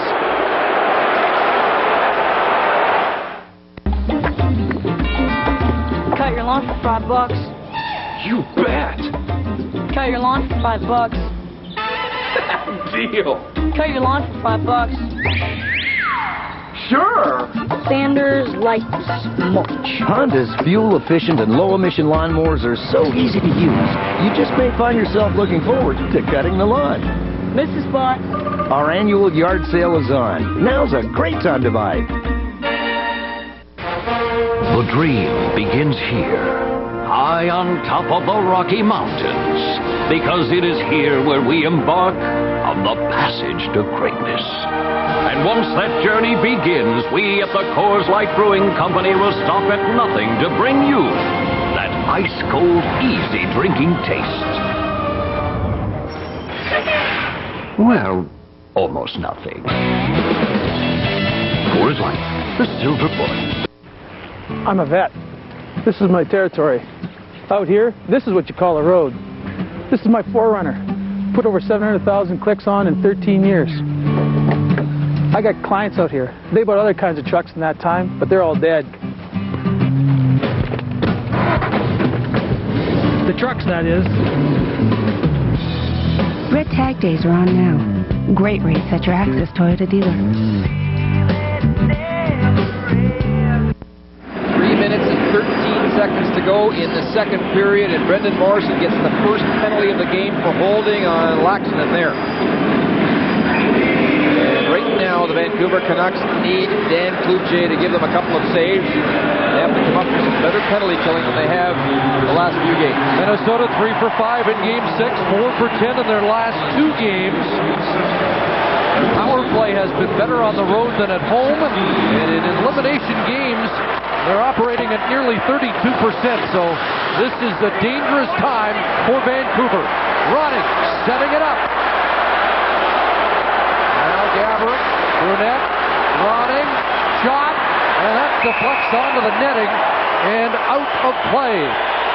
The Vancouver Canucks, or pardon me, the Minnesota Wild think that if they screen Cloutier in front, they'll score on him. And here's an opportunity here where Ronning is looking for a screen shot, and Cloutier doesn't find it at all, but he gets knocked out of play on a block by Chamara. But that's the Wild game plan against Cloutier. They really feel if they get traffic in front of them, they can be successful.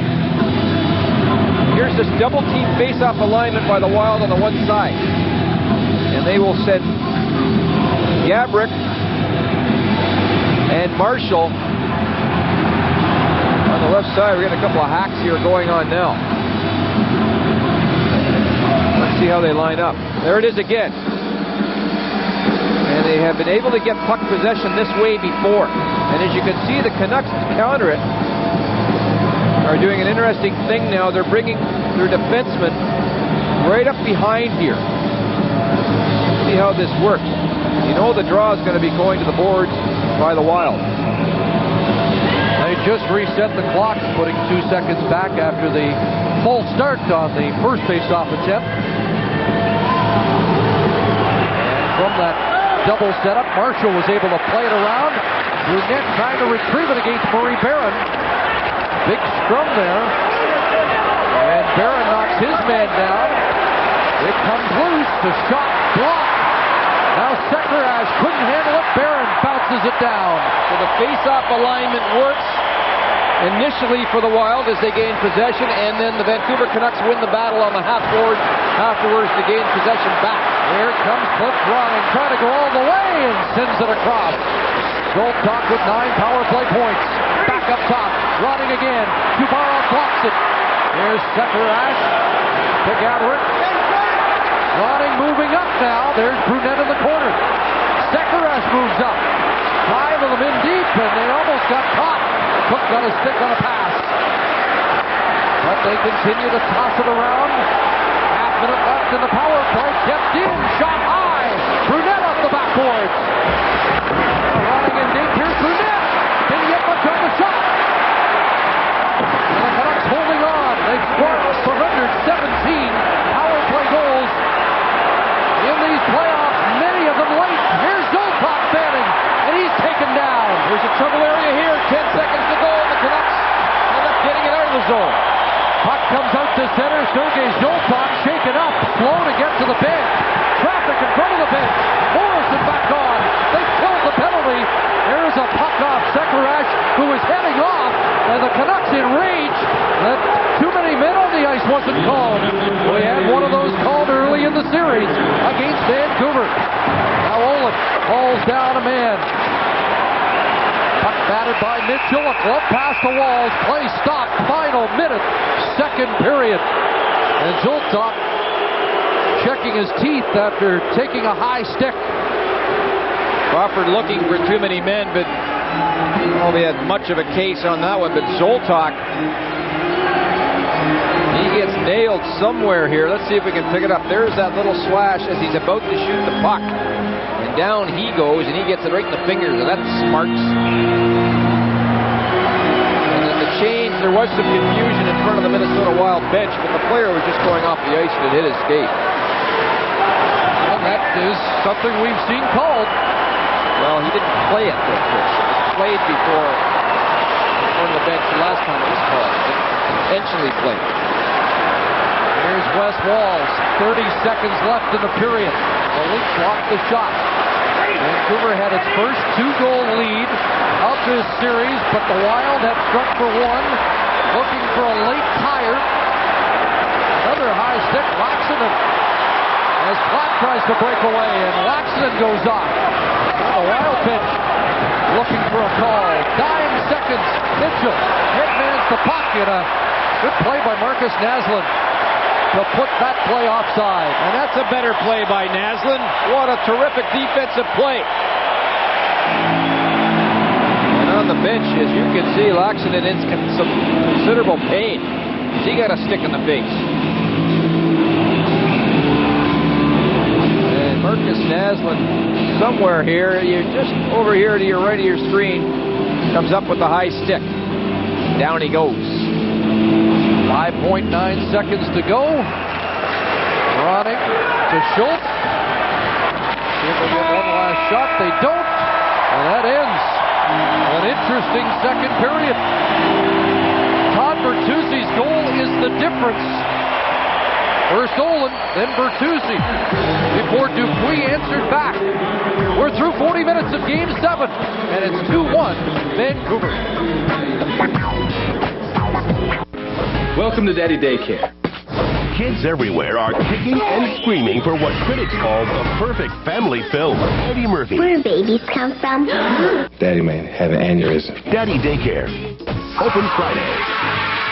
Tomorrow, Daddy Daycare is open for business. Yeah, great. It's the perfect family film with huge laughs. Piece of cake. Eddie Murphy, Daddy Daycare. Opens tomorrow. CBC Sports, home of the Stanley Cup Finals.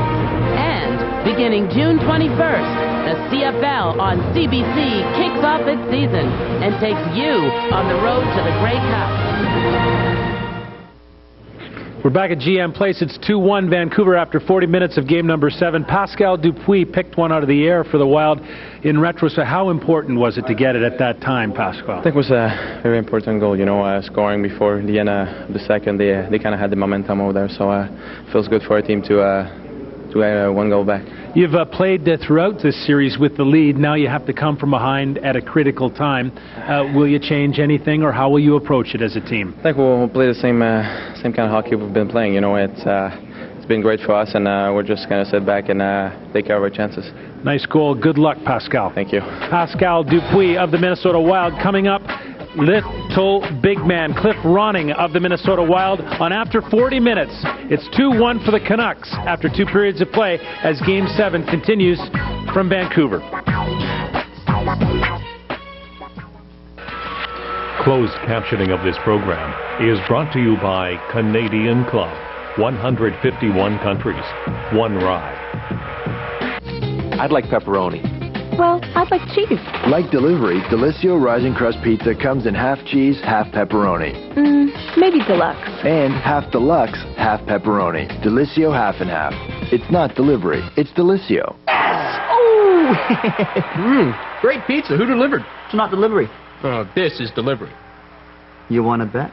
For fresh baked pizza at home, it's not delivery, it's Delisio. Johnson? Sir? Lost another bet? Yeah. Welcome to Daddy Daycare. Kids everywhere are kicking and screaming for what critics call the perfect family film. Eddie Murphy. Where do babies come from? Daddy may have an aneurysm. Daddy Daycare. Open Friday.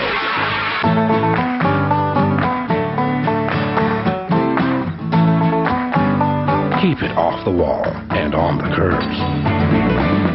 Take control with performance tires from BF Goodrich.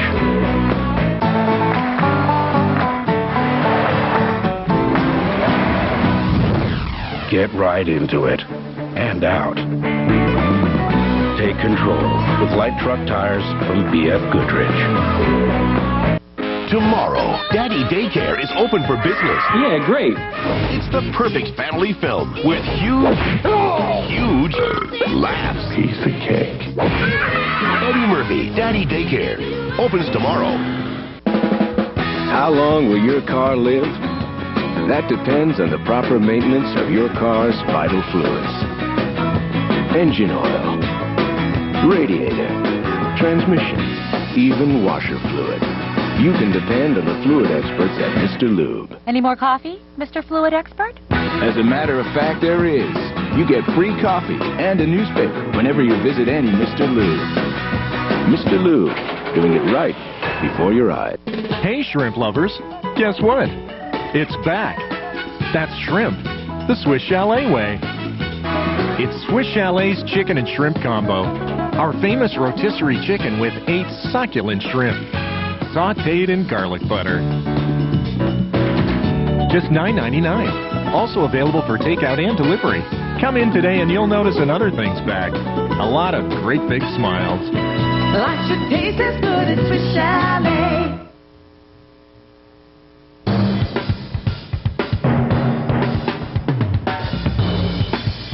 After 40 minutes, brought to you by Kia. Come out ahead. We're back at Studio 43 in Toronto. Shots 19-10 for the Vancouver Canucks. They lead 2-1. They are 5-0 when leading after 2 periods and 4-1 when scoring first. But you just get the sense this is going to be a tense third period for all fans involved. And that's why it's nice to have a feature on Cliff Ronning. Whether you're for Minnesota or for Vancouver, you can't help but love Cliff. The 17-year vet is the focus of this profile from Scott Russell. Here is a man who has gone against the grain 17 seasons in the National Hockey League for Cliff Ronning, 13 times to the playoffs. Small in stature, a large presence. Surprisingly, Minnesota leads the NHL in sweater sales, and that is the number 7 of one of the most popular players, Cliff Ronning. It's the uniform of the Wild's little big man, a player who's making a huge difference in more ways than one.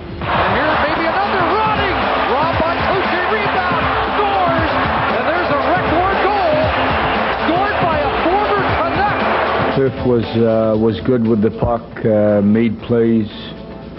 He made great plays in the previous game and didn't get any points. But tonight there, it paid off. Right away when I came to training camp, I noticed a big difference. It was very intense, but yet there was a lot of sportsmanship. The intensity was there. And like you said, the respect factor for Jacques Lemaire is incredible. He's always been the smallest guy on his team, learned to survive early in a big man's game. From his junior days in New Westminster, where he once posted 197 points in a 70-game season, Ronning has found a way. I think that it's always been a battle being too small. I still am too small. I don't know what I'm doing playing in this league, but I think it even helped me one time being too small. They felt sorry for me, and instead of cutting me as the last guy at Burning Winter Club when I was in Pee Wee, they decided to go with the smallest guy because he worked the hardest. And that's a true story.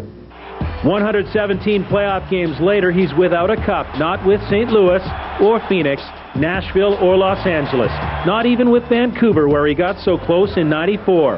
Now with the Wild, a window of opportunity. I mean, I feel very fortunate to be playing the game of hockey at this level, at the age I'm at, but I don't feel old.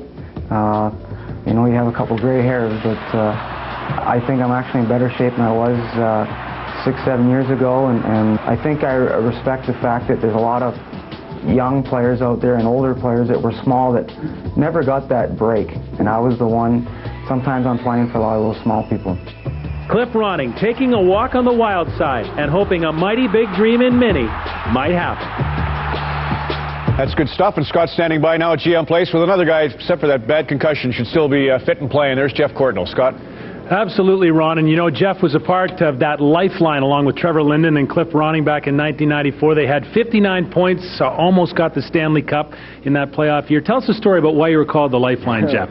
Well, when we first got traded over from St. Louis, Cliffy and I teamed up with Trevor, and they were out of the playoffs when we arrived, and the last game of the year we scored in overtime against Winnipeg to make it into the playoffs. So that name started, and we stuck together for a long time, and it was a great line. We had a lot of fun. Yeah, legendary. And now these two guys keep going, Trevor Linden and Cliff Ronning. What do you think of their performances throughout the playoffs this year, Jeff? Trevor's been excellent as always in the playoffs. Game 7 against St. Louis, he was the best player by far, and Cliffy, he's a little battler, and he's playing well again this whole series. Had a great game last night, and again tonight he's playing well, and I think he'll give him a chance to win. See you up there sitting in the crowd and taking it all in as an old retired guy now and all that. But tell me what you think of the atmosphere here at GM Place and the revival of the Canucks and of the hockey culture here. Yeah, it's really exciting right now in BC. I think just to be at home and see the people on the streets, and you know, the other night after they won in Game 4, people are standing outside in their sweaters. It reminded me of '94. So just to see the excitement and come over to the games and feel the energy in the crowd is something that everybody should get to see. A lot of people wish you well, Jeff, and thanks very much for doing this. Thank you very much. There's Jeff Courtnall-Rana, the old Lifeline. I thought Lifeline was from when Jeff said to all his buddies, "Who wants to be a millionaire?" Oh, that's lousy. I can't say that. Kelly Rudy standing by on Hockey Night in Canada in the Stanley Cup playoffs. After 40 minutes, brought to you by Kia. Come out ahead. It's Boogie! Sorry, I have a boyfriend. What does he do? He's a surgeon. Just a surgeon? That's it? He don't do nothing else? I got 2 jobs. I'm the hardest working candy in town.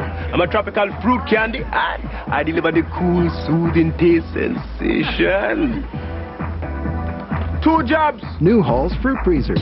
Soothing taste, grapefruit flavor, both in one candy throat drop. Soothing taste, grapefruit flavor.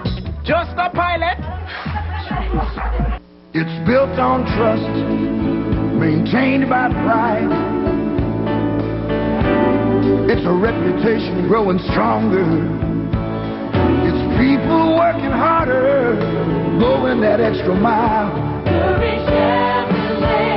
Count on us in every way. Our reputation is your guarantee.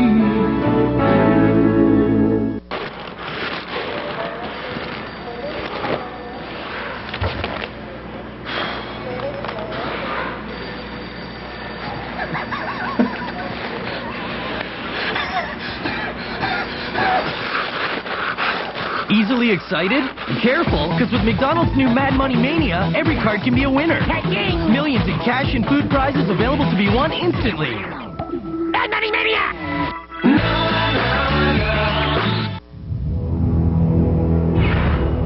It has the legendary Smooth Sportsman ride, the world-renowned Polaris independent rear suspension, and the biggest engine ever lowered into a 4x4. The Sportsman 700 Twin, named ATV of the Year by ATV Magazine. It's the smoothest riding, most powerful 4x4 you can buy. Polaris, the way out. Yeah, I've got a problem with my Toyota. The odometer only has room for 6 numbers. They should have known better than that. Call a thrill. I got the feeling, man, I can't stand still. It's what excites me. It never ends. Red Tag Days are on now. Great lease rates at your Access Toyota dealer. You know the feeling never ends. This planet has been visited thousands of times. People have been taken from their homes. Taken. Mini-series event. Steven Spielberg presents Taken. Premieres Monday, June 16 on CBC. This is like the Salt Lake City Olympics when all of Canada was inside watching. Not too many people out and about on Georgia Street or anywhere in Vancouver. It's 2-1 the Canucks through 2, and Kelly Rudy joins me now in Studio 43. Kelly? You're mean. I know, that was the old Briex thing. I don't know how. Poor Jeff. He's such a great guy. Actually, I don't think it was Briex. What was it? No, Some I can't remember. It was a different company. Yeah. See where Jacques Lemaire hasn't had problems sometimes. No, I don't invest. Yeah, I'm not into that. On. No, I don't. That's funny. But Lemaire said that's how he was relaxing before Game 6. He was checking his stocks. He says he's doing lousy, so he didn't feel so bad about the pressure of the game. Wow. Hey, one thing for the referees. They're doing a great job tonight, but Jarkko Ruutu, when he's down on the puck, 22 hours ago they were playing, so I hope they don't force them, give them a break once in a while. And one of the things, I know they had the 2-0 lead there for a little bit, but people always say, well, sometimes there's no home ice advantage. I do believe in Game 7 there is, and when they had that lead, the fans were just incredible, and I thought the Canucks had some energy from the fans. Right, and still will. That's going to be a huge hero. But you know what, Minnesota, they're going to start taking some chances. With about 8 or 10 minutes left, if the score remains the same, you can bet guys like Kuba and Zuzan might start jumping up. Jarkko Ruutu, I said in the first period that I thought Brad may be a key, and he had a good period, but although a little bit involved in this goal against, but Jarkko Ruutu, fantastic. Hasn't he been? Yeah, no kidding. I want to show how great it is that he stays out of the way of Rolson. Now here's Ruutu behind. He's going to circle here, and Sopel's going to get back to his point. Ruutu's going to throw the puck back to Sopel. Terrific play by Sopel and Olin, by the way, to switch positions. And Ruutu goes right to the front of the net. That's what he has to do. He's a mucker. Good screen and stays out of the way of Rolison. That's terrific. We have another view of it here. Look at the footwork. No interference. Doesn't do anything. Unbelievable. Isn't that great?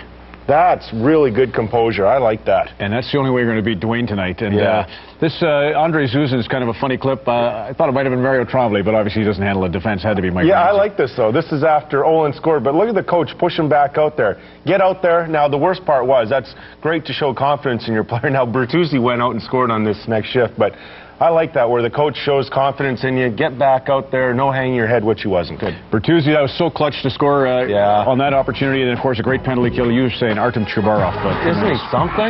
Here's how they celebrated that goal that you just showed at the Shark Club. We'll come back. Third period action in Game 7. Next. Portion of the Stanley Cup playoffs on Hockey Night in Canada. Brought to you by Cup Crazy Challenge. Now playable from your cell phone. Details at labattblue.ca. Cash back on mattresses. Buy a Serta or Sealy premium mattress and receive a cash back voucher to get every cent of your purchase price back. And you keep the mattress. That's cash back. Don't miss it. United Furniture Warehouse. Cash back. Time and weather can make concrete look bad. Fix it with Techstone Granite by Beauty Tone. Only at Home Hardware and Home Building Center. An easy way to beautify and protect steps, balconies, floors, walls for as little as $1.70 a square foot in 3 simple steps. Prime with granite primer, trowel on Techstone Granite, sealing. For a slip-resistant surface that stands up to water, salt, and lots more. Now that's a step in the right direction. Techstone Granite by Beauty Tone. Only at Home Hardware.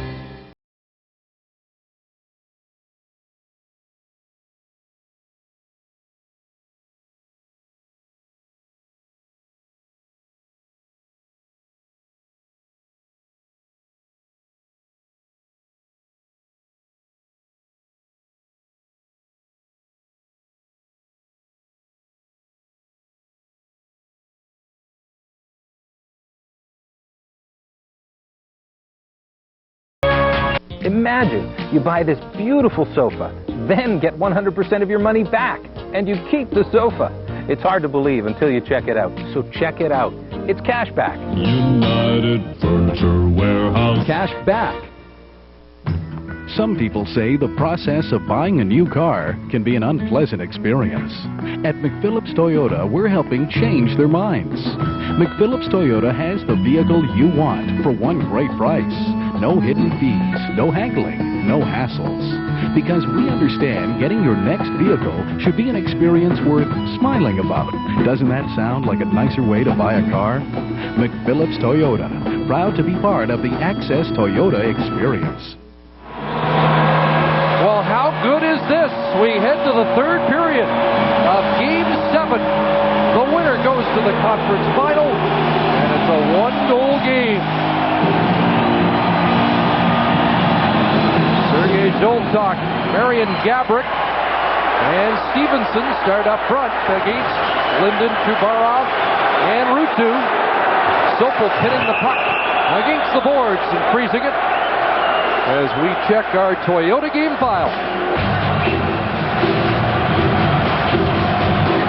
A beautiful pass by Henrik Sedin that finds Todd Bertuzzi through traffic. He just nails it up in the top corner on the backhand to give the Canucks a 2-1 lead. Todd Bertuzzi and Olin with a couple of goals. Dupuis bats one out of the air to get the Wild back in it. Shot by Ruutu from outside the line, smothered by Rolison. Ruutu with a point in the game.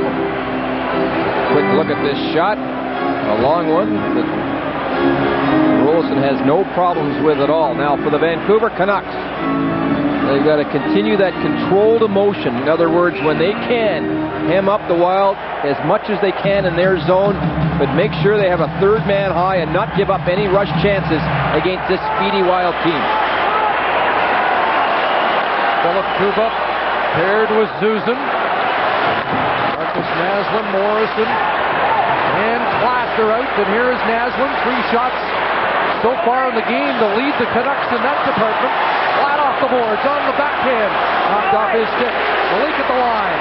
There's Naslund loose on the far side. Root at the net, and that actually hit the side of the net near the post. Like Rolison left a little bit of room there. And the Wild send it out to center. And the one area where Vancouver cannot give the puck up is at the Minnesota Wild blue line. If they do, it'll be huge trouble for them. Bertuzzi's on the ice. There's the goal scorer for Minnesota, Pascal Dupuis. Out with Hendrickson and Ronning, and they have been dangerous. Willie Mitchell has logged the most ice time. Bumped by Bertuzzi again. Mitchell, 17 minutes, 47 seconds so far. Tops on the Wild. Here's Dupuis, and a turnaround shot went wide. Ronning and Hendrickson on the puck again. Here comes Schultz moving down. Now he peels back.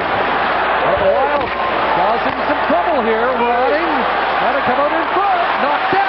Backhand rolled wide. Hendrickson now around the boards, and the Canucks relieve the pressure. That's not the first time Ronings caused the ruckus in the Vancouver zone tonight. He has been the most dangerous player for the Wild so far in this game. Now Jason Marshall plays it back to Willie Mitchell. Again, fractured cheekbone, playing with a significant wrist injury. Here's Jim Dowd in, fires, lobbed by Cloutier. And Cloutier looked very calm on that save. His focus is good. He seemed to catch his game about early in the second period of play. And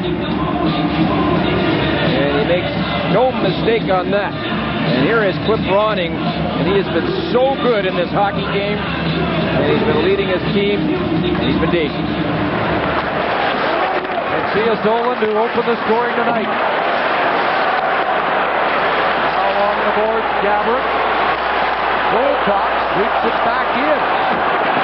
Haven't seen much of Wes Walls on this line tonight for Stevenson. And Gabbert gets the more of Golcock. Gabbert tries to center.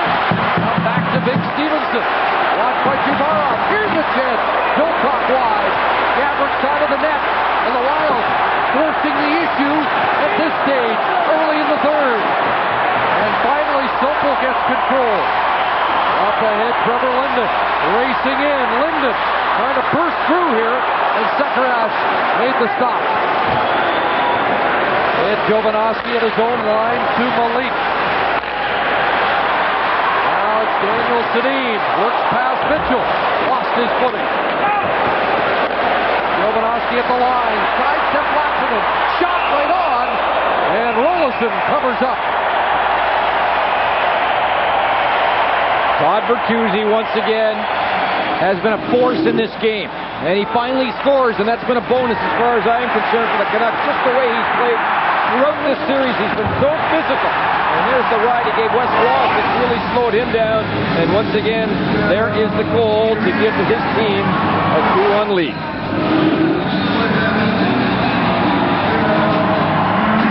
Here's Walls on the draw. And he pulls it away from Henrik Sedin.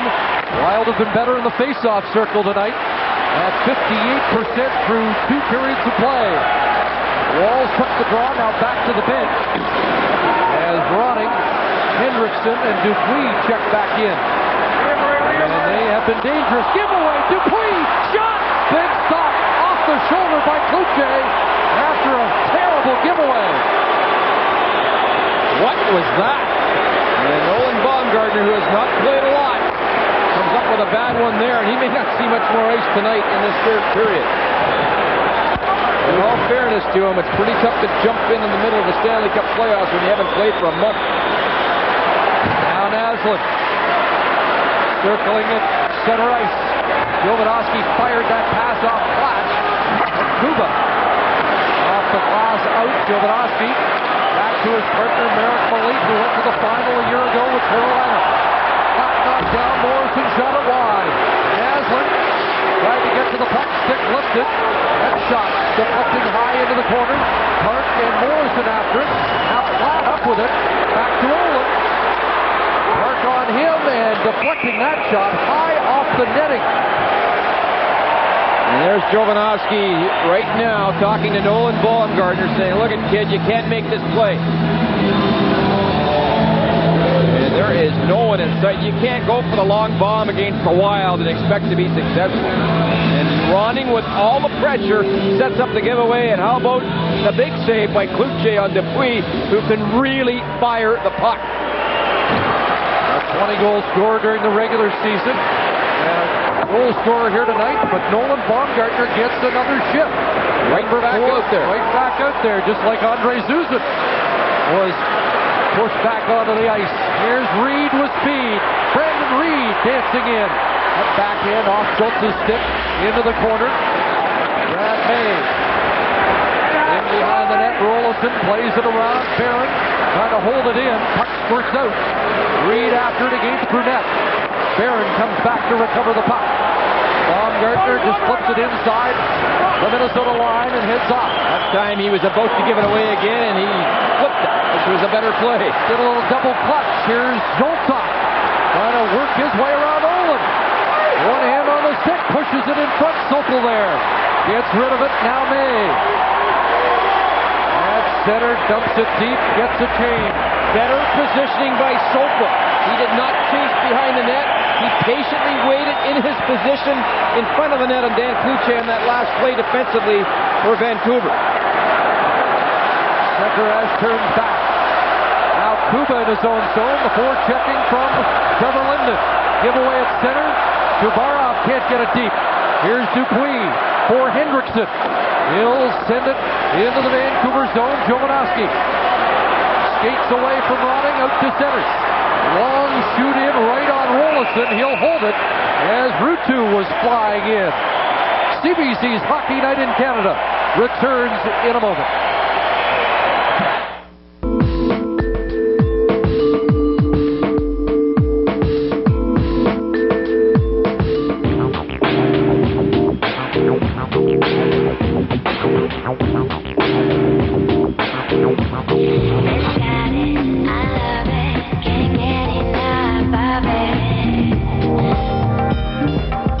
The 2004 Corolla.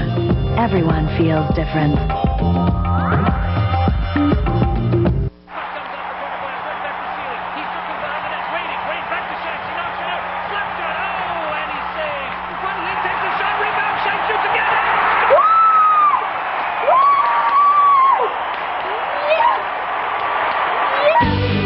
Time to go cup crazy again with Labatt Blue. You can celebrate the playoffs with the original 6 Stanley Cup Champions bottle. Right now in specially marked cases of Labatt Blue. But they're here for a limited time and only from Labatt Blue. My accent has tons of cool features and it's a blast to drive and it fits my budget too. If you like being pampered and getting way more than you expect, get a Sonata. I did, and I love it. We're crazy about our new Santa Fe. It's roomy, rugged looking, and it rides like a dream. When you get way more car and no payments for a whole year, you win. You're running a race. It's a little easier to climb up that big hill at the end of a marathon if you're in the lead. And right now, the Vancouver Canucks are in the lead. And this is a marathon, particularly these back-to-back games so close together. 3 and 4 nights, and with just over 13 minutes to go, we're at Heartbreak Hill in a 7-game series. And here goes Wes Walz, who has been flying throughout. Walz trying to beat Sopel. Puts on the brakes. Now it's directed deep by Mitchell. Stevenson and Gaborik up with the puck. A centering pass. Gobbled up there by Sopel. And now Linden banks it in deep. Rolison out with Ruutu in first for Vancouver. Canucks changing behind him. Ruutu picked it off. And he'll play it back and head to the bench himself. Henrik Sedin took that pass on the tape from Jovanovski. Ruutu trying to get some room for Sedin, who scribbles away. Now Zuzin, and they crash into the net. It stays on. Daniel now working against Zuzin. And finally Dowd is away with the puck.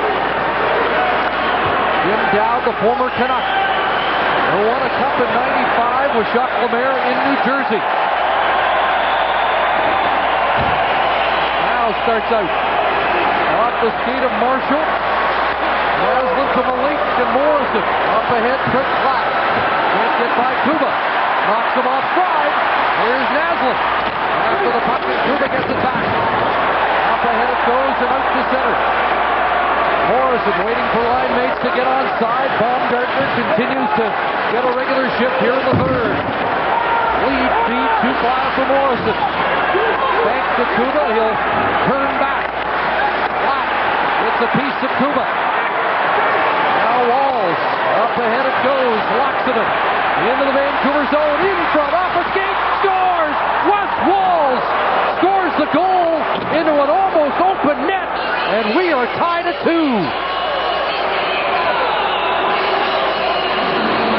After a perfect 9 minutes, off the rush because of the Wild speed, they come up and tie this game. And Cloutier went for the pass, and he overplayed the pass completely.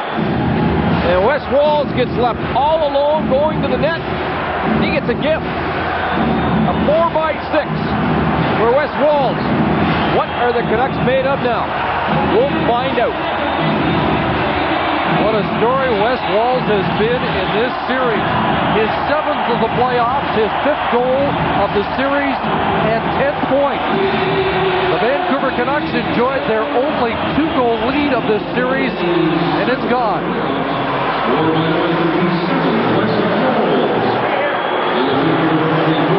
Now the youngster Brandon Reed, the rookie, gets to center, fires it in, Walls from Laxinen, and Schultz. Nick Schultz with the puck, and he has his first ever Stanley Cup playoff point. He has been terrific defensively, and now the native of Strasbourg, Saskatchewan, is on the score sheet. Cook looking for Bertuzzi, and he'll crash into Rollison and the net, and play is stopped. And Dwayne Rollison getting up very slowly. Seems to be okay, however. And that's what you have to do, crash the net. Here's another look at this goal. And Cloutier just goes for the pass and loses his footing. And Wes Walls tapped in the shot into a wide open net.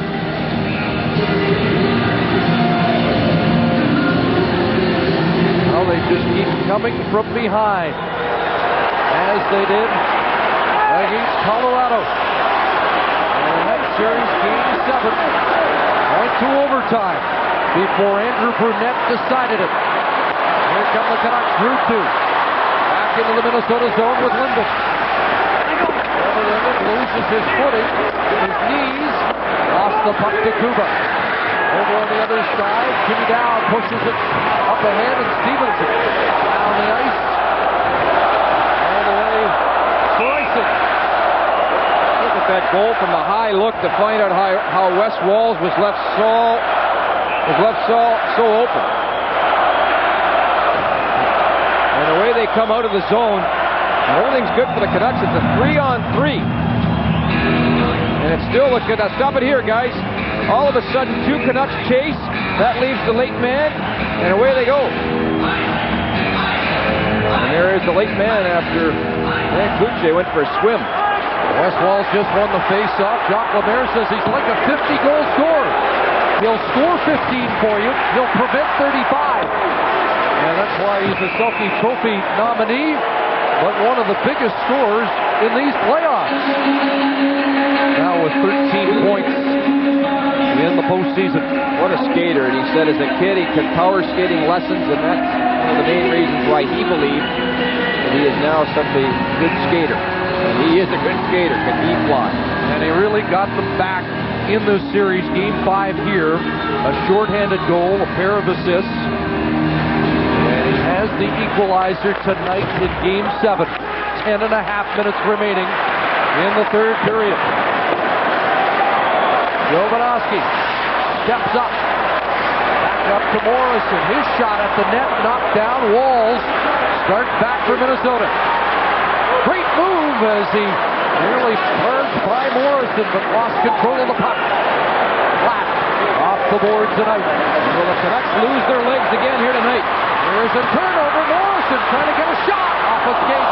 And now it is Morrison, Bertuzzi, and Naslund. A rare shift here for the big three. And the Wild get it out to center, make a change. Now Naslund and Morrison go off. So it was just Bertuzzi on early. And we're past the midway mark of the third.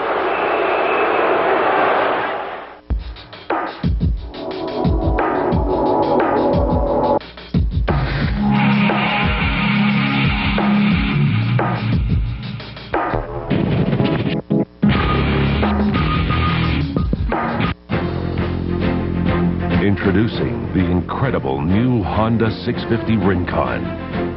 It has the power, handling, comfort, and durability to be a winner. In fact, it won the Baja 1000. The all-new TRX 650 Rincon, a winning combination of performance, control, and legendary reliability. Trust Honda to get it right. I reject a lot of shoes before I find one I like. After all, not all shoes are created equal. It's not only the style, but also the fit that I look at. I figure that if it works for me, chances are it will work for you too. If, of course, you're a size 10.5. Just kidding. Well made, well priced, well dressed. Moores.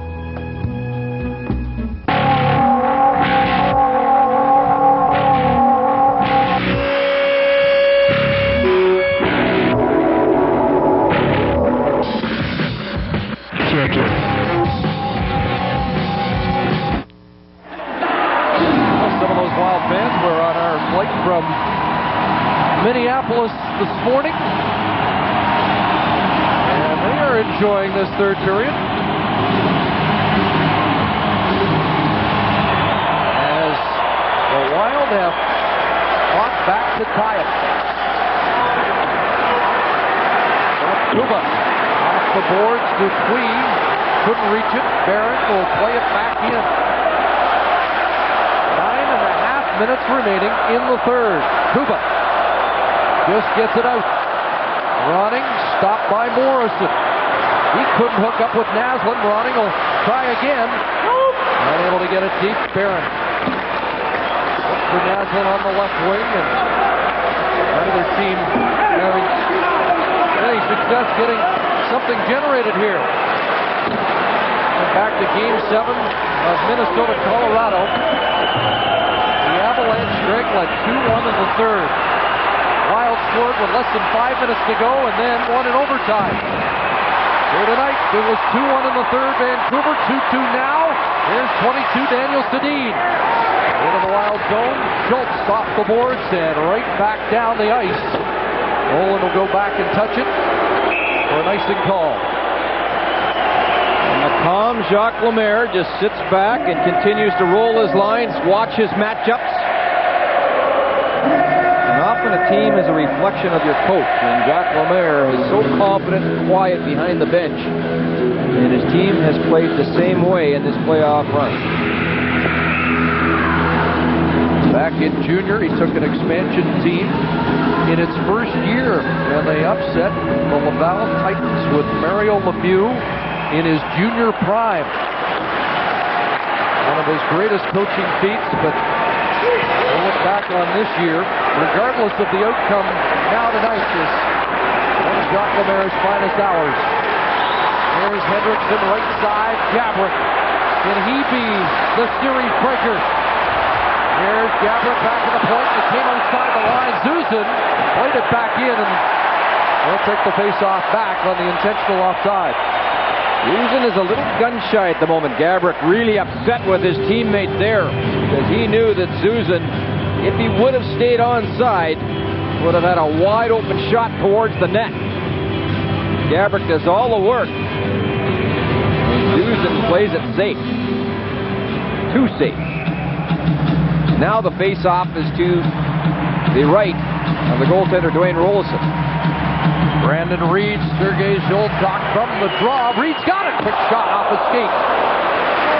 And wide, Cook back to the point. That shot lofted in off the glove of Joel Talk. Cook got it. Cook, May, and Reed trying to provide a spark. And maybe the go-ahead goal. Jovanovski at the line. Sends it in wide off the inboard. Mitchell plays it ahead. Laxinen now moves it forward. Here's Zoltok in. Shot! Up high on the shoulder. That stung Kluche. He's a little wobbly at the moment. Yes, he is. That may have caught him right off the mask, and I'm not sure he knows where he is. In fact, Bill McCreary went over to check, wondering if he needed a standing 8 count. Reed's got it now. Off the bench comes Pop. Digging in. Bad angle shot. Rolison will cover up and get another look at Dan Kluche. Yes, he got it right between the eyes. Now he wears this cage mask. There he gets it up high, and as I've mentioned throughout the series, the trainers have been trying to talk Kluche into using the new style of mask for practice because he's been getting cut a lot when he gets pucks towards the helmet in practice. It's happened a couple times throughout the season. He didn't do it. He likes the wire mask, and he seems to be okay now. Shots are 4 apiece in the third. 23-14 in favor of Vancouver on the night. And we have 7:07 left in the third period. Murray Barron's stick just broke. And there is those sticks again. We've seen a lot of that in this series. Marcus Naslund hands one to Barron. Sopel lugs it out to center. Tried to get it deep. Knocked down. And now running on the counter. Sopel got back. Cross-ice pass out of the reach of Walls. Now suddenly Vancouver are starting to lose it in the neutral zone, and they're not getting pucks behind the Minnesota defense. That's better there. Bertuzzi knocked down by Zuzek. Fans respond. Gabrick. Up ahead, Jeremy Stevenson. Trying to get around Route 2. And it's offside at the Vancouver line as Stevenson nudges Jovanovski. Bertuzzi's been everywhere tonight, all over the ice. And Andre Zuzin, who's been awfully good as well for the most part for the Wild here, knocks down Bertuzzi, and if that was perhaps in the first period, maybe it would have been an interference penalty, but not now. With 6:28 to go in regulation time. Well, a few Canucks were saying earlier in the series, once Bertuzzi gets one, look out. And you wonder if he can break through for a multi-goal game to decide this issue, as he did so often during the regular season. Jovanovski unable to keep it in at the line. He's out with Oland at the moment. They've played the most of any of the Vancouver Canucks tonight. Those two big defensemen. Linden does a nice job forechecking. He's with Henrik Sedin and Jarkko Ruutu. Now Ruutu along the boards. Henrik battling for it. Ruutu pushes it. Linden a knuckler. And Rolison will hang on. 5:38 left in the third period.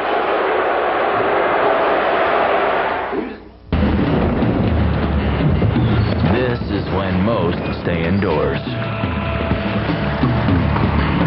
This is when most cover up. And this is when some come out to play.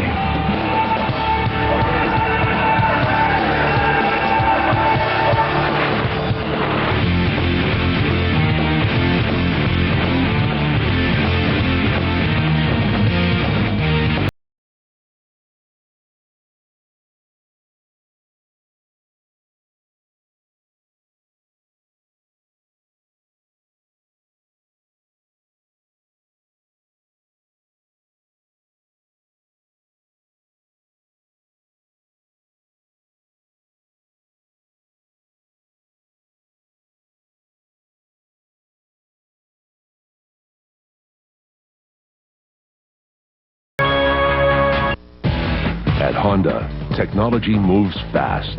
From the incredible MotoGP World Champion last year, direct to the street today. Introducing the revolutionary CBR 600RR. With more advanced Honda racing technology than any super sport we've ever made. The all-new Honda CBR 600RR. Catch one if you can. These two collided moments ago. And how about the reaction afterwards? As Jovanovski and Stevenson looked at each other and said, hey, this is fun, isn't it? Both with a little bit of a grin, even in a tight battle like this. Henrik Sedin won that face-off cleanly. Jovanovski shot. Oh, it changed direction. Bounced wide. Rolison watching Bertuzzi, who swung it out hard and passed Malik back down into the Vancouver zone. The defense have to shift into a lane to give Bertuzzi something on a point shot on that situation when he's behind the net, because you know the Wild are jamming in front of the net. Here's a quick counter by the Wild. Darby Hendrickson scores! Darby Hendrickson, the former Canuck, has given Minnesota a 3-2 lead with 5:12 left.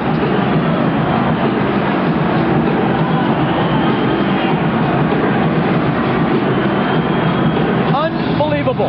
There's the turnover I've been talking about all game long at the blue line of the Wild. And Hendrickson just pounds it right along the ice on a shot that should have been stopped by Dan Klubchik. And Sedin, Daniel Sedin with the giveaway right at the blue line of the Wild. One goal all regular season for Darby Hendrickson. He has goals in back-to-back games in this series. And will it be enough? Canucks jam the net. And Naslund backhanded it high. Here come the Canucks trying to answer right back. They scored the first two tonight, but the Wild have three straight, trying to win three straight. Richard Park out at center. Here's Park moving in, checked by Sokol. Hendrickson from Park and Zuzan. The go-ahead goal at 14:48. Jovanovski trying to get it across. There's some room on this side for Morrison. Takes a look, can't get it through. And a crash in front of the net. Bertuzzi, Zuzan, and Rolison. And Rolison's been shaken up.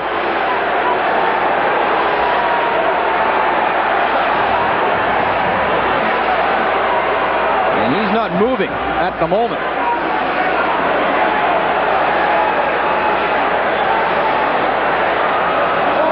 And Manny Fernandez has to get ready in case.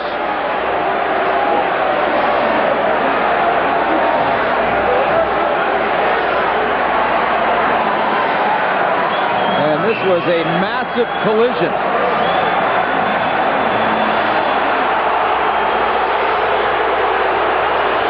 Here comes Bertuzzi, and he just pushes a Wild player, I believe it was Zuzan, right into Dwayne Rolison, going to the net. And down goes Rolison, and he's still down. And Bertuzzi will be in the penalty box. A 2-minute penalty has been posted.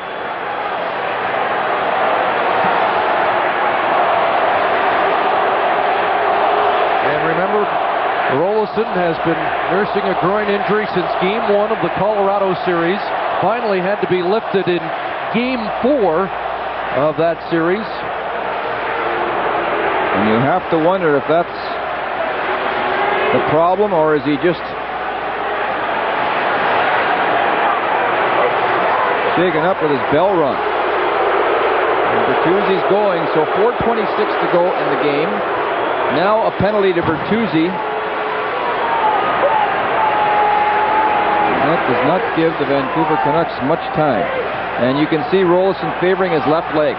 It is the groin. Or the knee. Darby Hendrickson savoring the go-ahead goal, but concerned for the Wild netminder. Can Rolison stay in there? You know one thing. He is a character guy. He will give it everything to stay in there. Manny Fernandez, late in games throughout this series, has been giving up late goals, and that's one of the reasons why Rolison came in and took his job during this series. And it looks like he is going to stay in at the moment. So the Wild will will get their second power play of the night. The Vancouver Canucks without a power play opportunity this evening. And a key kill here for the Canucks. One thing the Vancouver Canucks will do is try offensively if they get a chance. Trevor Linden scored a shorthanded goal, Game 7 against St. Louis. Here's a puck back to the point. Kuba fires off target.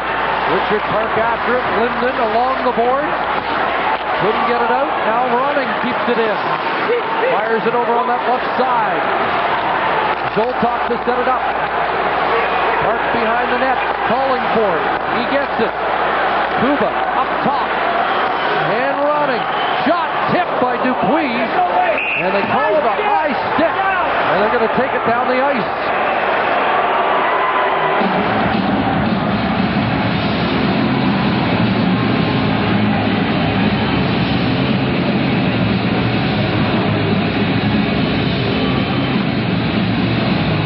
.119 left in the Minnesota power play.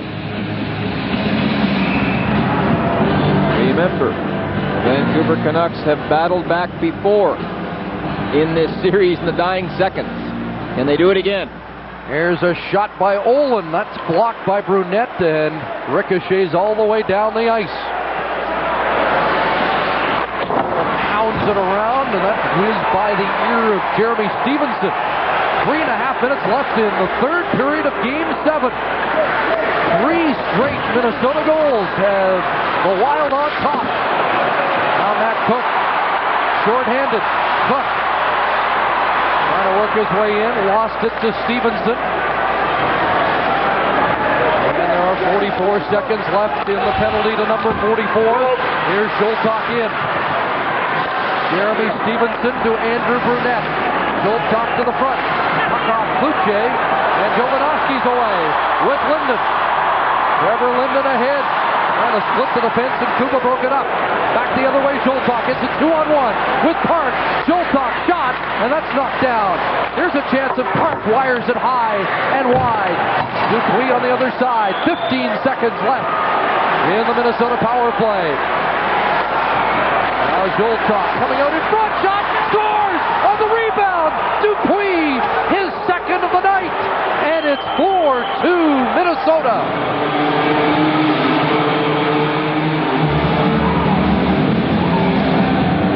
Seven seconds left in the penalty to Bertuzzi, and yet again a late power play goal against the Canucks. And let's have a look at it here as Zoltok just throws it towards the net. Everybody's watching him. And with that, a tap-in goal for Dupuis, who started this rally with this first goal of the hockey game for the Wild, batting one out of the air. So a 2-goal night for Pascal Dupuis. A 20-goal scorer during the regular season. And some discomfort at the bench as the Vancouver Canucks season is 2 minutes and 33 seconds away from ending, barring an incredible comeback. Zoltok and Park get the assists. Sergei Zoltok with 2 more points, including his 10th power play point of the playoffs.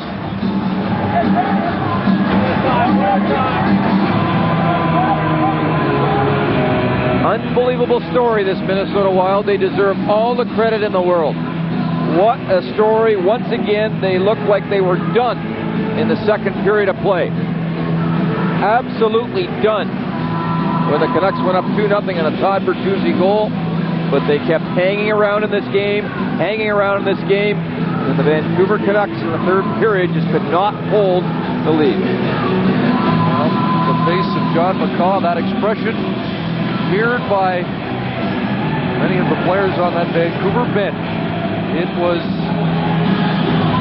a game they looked like they had taken charge of, with goals 61 seconds apart midway in the second period, but as they've done throughout, the Wild bounced back. They got a lucky goal in some regards, but they've made the most of their opportunity to get back in it. And they haven't looked back. 4 unanswered goals.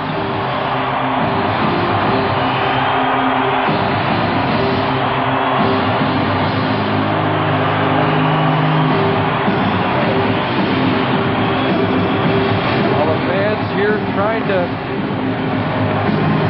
urge this team on to one last gasp charge.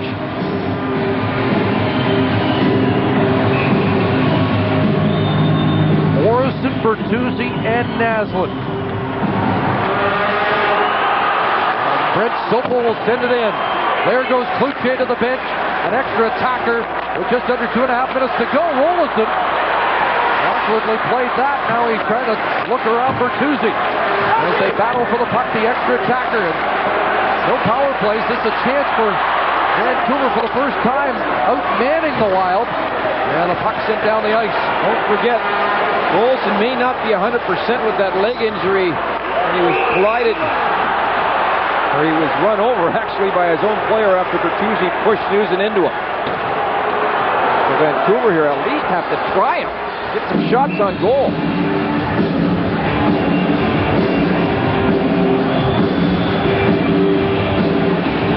Jacques Lemaire preached control, staying in their game. And they did that tonight despite a 2-goal deficit.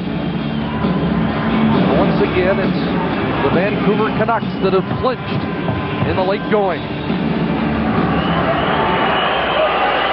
Linden won the draw, and they'll move it up ice. Baumgartner to Daniel Sedin. Linden on the right side. Cloutier's left the net, but the Wild have the puck. Sent down the ice. Dupuis couldn't reach it. Dupuis with a pair and an empty net for a shot at the hat trick. Now Cook goes after it, charging into Mitchell. Puck ricocheted to Linden. Stevenson trying to get it out. Kept in Baumgartner. Linden to the net. And that shot sailed wide. Kept in by Jovanovski. He sends it towards the net. Henrik Sedin behind the goal. Linden centers. A whack at it from Daniel, and then Mitchell knocks him away as Rolison covers. Interesting who Mark Crawford has on the ice. Sedin twins along with Matt Cook and Trevor Linden, who have been the heart and soul of this club during the playoffs, particularly Linden.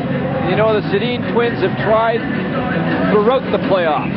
Tried very hard. They may not have the numbers to show for it.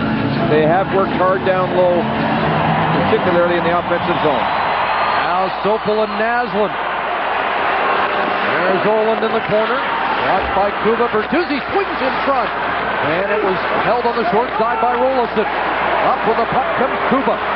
Philip Kuba rolls it to center, too far from Clark. Into the final minute of the third period. Canucks need a pair. They bounce it in. There's Morrison. Can't get it to Naslund. Laxton knocks it out. Roland again quickly. The Wild makes changes. The puck sent around. It'll come to Linden. Back to Sopel. Trevor Linden puts it to the front of the net. Loose there. Bertuzzi. One whack. Another. Rolison down, and it won't go in.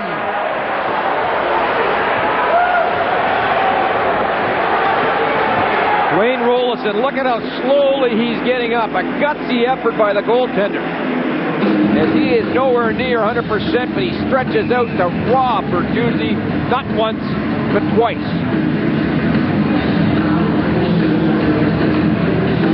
31.4 seconds remaining. Here's Henrik Sedin on the face-off, but it's won by Wes Walz. Roning's out there chopping at it. Henrik Sedin plays it deep. There's Bertuzzi. And Cook trying to center. Linden puts it in front. Henrik Sedin couldn't find it. Time winding down. Jovanovski plays it back deep. Here's the centering pass. A whack at it by Henrik.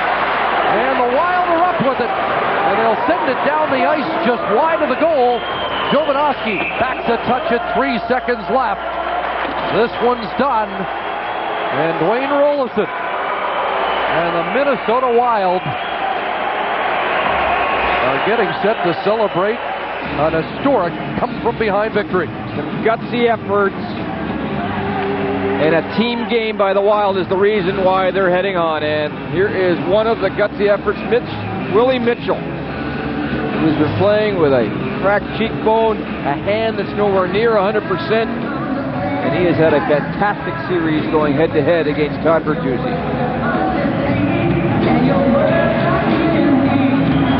Well, a season with so many high points for Vancouver coming to a close, and the unlikeliest Western Conference final matchup. The Minnesota Wild will play the Mighty Ducks of Anaheim in the Western Conference final.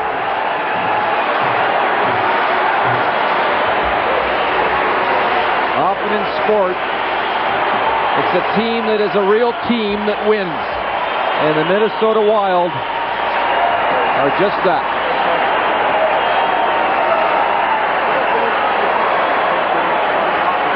Well, with some of the debris thrown on the ice, Jacques Lemaire headed right down the tunnel following the game.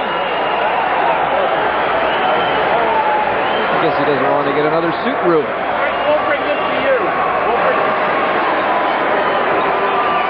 Trevor Linden was such a stalwart in Game 7 against St. Louis. But it's the Wild who come from behind a 3-1 deficit in back-to-back series, something never done before. And there are the former line mates shaking hands. Jason Marshall, a Cranbrook, BC native, and a Port McNeil, BC native, Willie Mitchell, beating the team they grew up cheering for.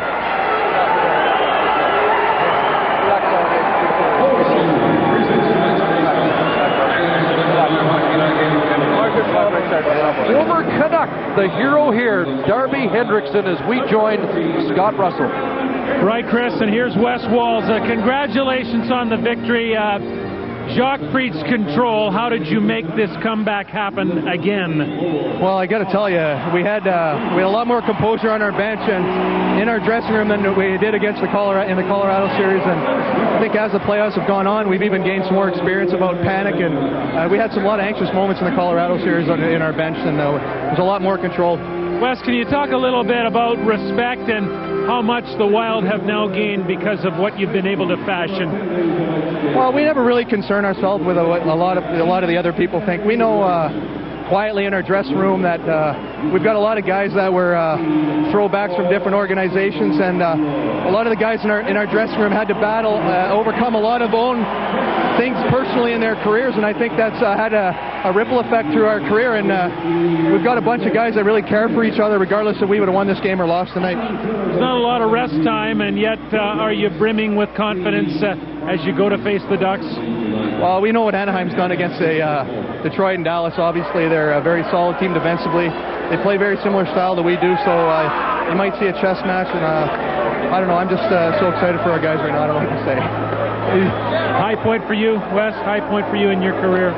Well, my career's gone full circle. I had an opportunity to play over in Switzerland. I pretty much, I never ever expected to come back and play in the National Hockey League when I decided to go over to Switzerland. But Doug Risebrough gave me the opportunity, and I'm forever grateful for that opportunity. I just wanted an opportunity to maybe come back and try, and I'm trying to make the most of it. Great to watch you, and good luck against Anaheim, Wes. Thank you very much. Wes Walz, and here's Dwayne Rolison right here, who was so spectacular for the Wild in 2 consecutive games here as you guys battled back. Congratulations, Dwayne. And I asked Wes this, but how did this team make these comebacks happen? I just think because we believe in ourselves, and everyone in our locker room's been down and out in their whole careers. We've always been 3rd or 4th liners, and some of these guys 3rd or 4th teams. So it's just we've all been through adversity through our whole career, and we just realized you just got to battle through it, and at the end of the night, hopefully you win. You personally battled through a little bit of injury, and it looked like it might have been aggravated again. Tell us about what's that situation. Well, we'll be fine. It just bumps and bruises. You just got to try and take care of them, and we just got to get ready for our next game now. Have you gained respect as a team, as a goalie, as an organization? Well, hopefully, we set our minds out to just making the playoffs at the beginning of the year, and everybody doubted us, and we just try to put the doubters down and just try and go out and do our best every night, and hopefully we can at the end of the season to say we won our last game. Some people believe that chances like this don't come along every day, every year, or even in a career. Do you believe now that you have the chance that you need? Well, yeah, hopefully that's it. We just got to keep on battling as a team and as an organization. Like you said, these days don't come around too often. I think the last time I was in the playoffs was '99 with Buffalo, so it's hard to get here, and we'll savor the moment and be ready for our next game. Can I ask you for a word about your coach, Jacques Lemaire? He seemed to pull all the right strings, and I know you're hurting a little bit there. Yeah, he's a mastermind. He's one of the best that I've ever been able to been around, and he just keeps it simple for us, and that's what we need. And we're a nice and relaxed locker room, and he keeps it nice and relaxed, and we have fun all together, and that's the best part about it. Dwayne, so nice to see you do so well. Good luck against Anaheim. Thanks, Laska. Guys, upstairs. Scott, 2 years ago, Dwayne Rollison watched in Simcoe, Ontario, as Rob Blake brought home the Stanley Cup, and he kind of watched from the sidelines. This time, he is the guy with a shot at the cup in the Final Four. And in the Western Conference Final, Minnesota against the Mighty Ducks of Anaheim. Well, a night of disappointment for the home side in Vancouver as the Wild storm back again.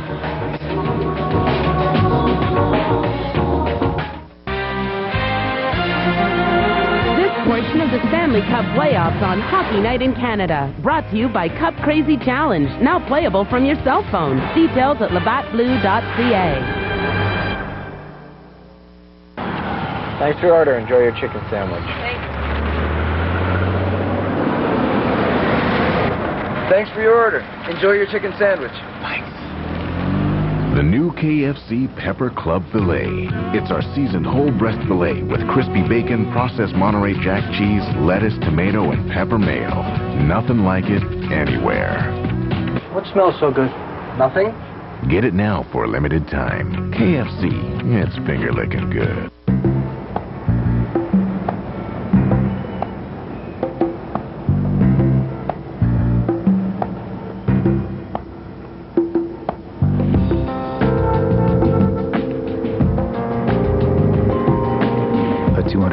Horsepower engine, European styling, and the power to stir up emotions.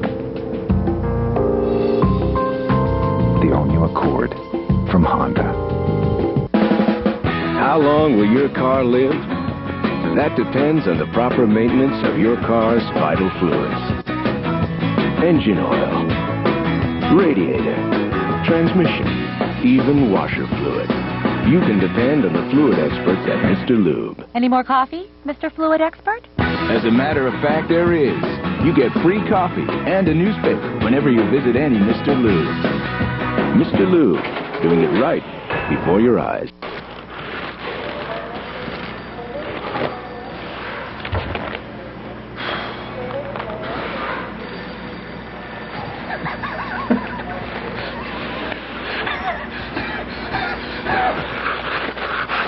Easily excited?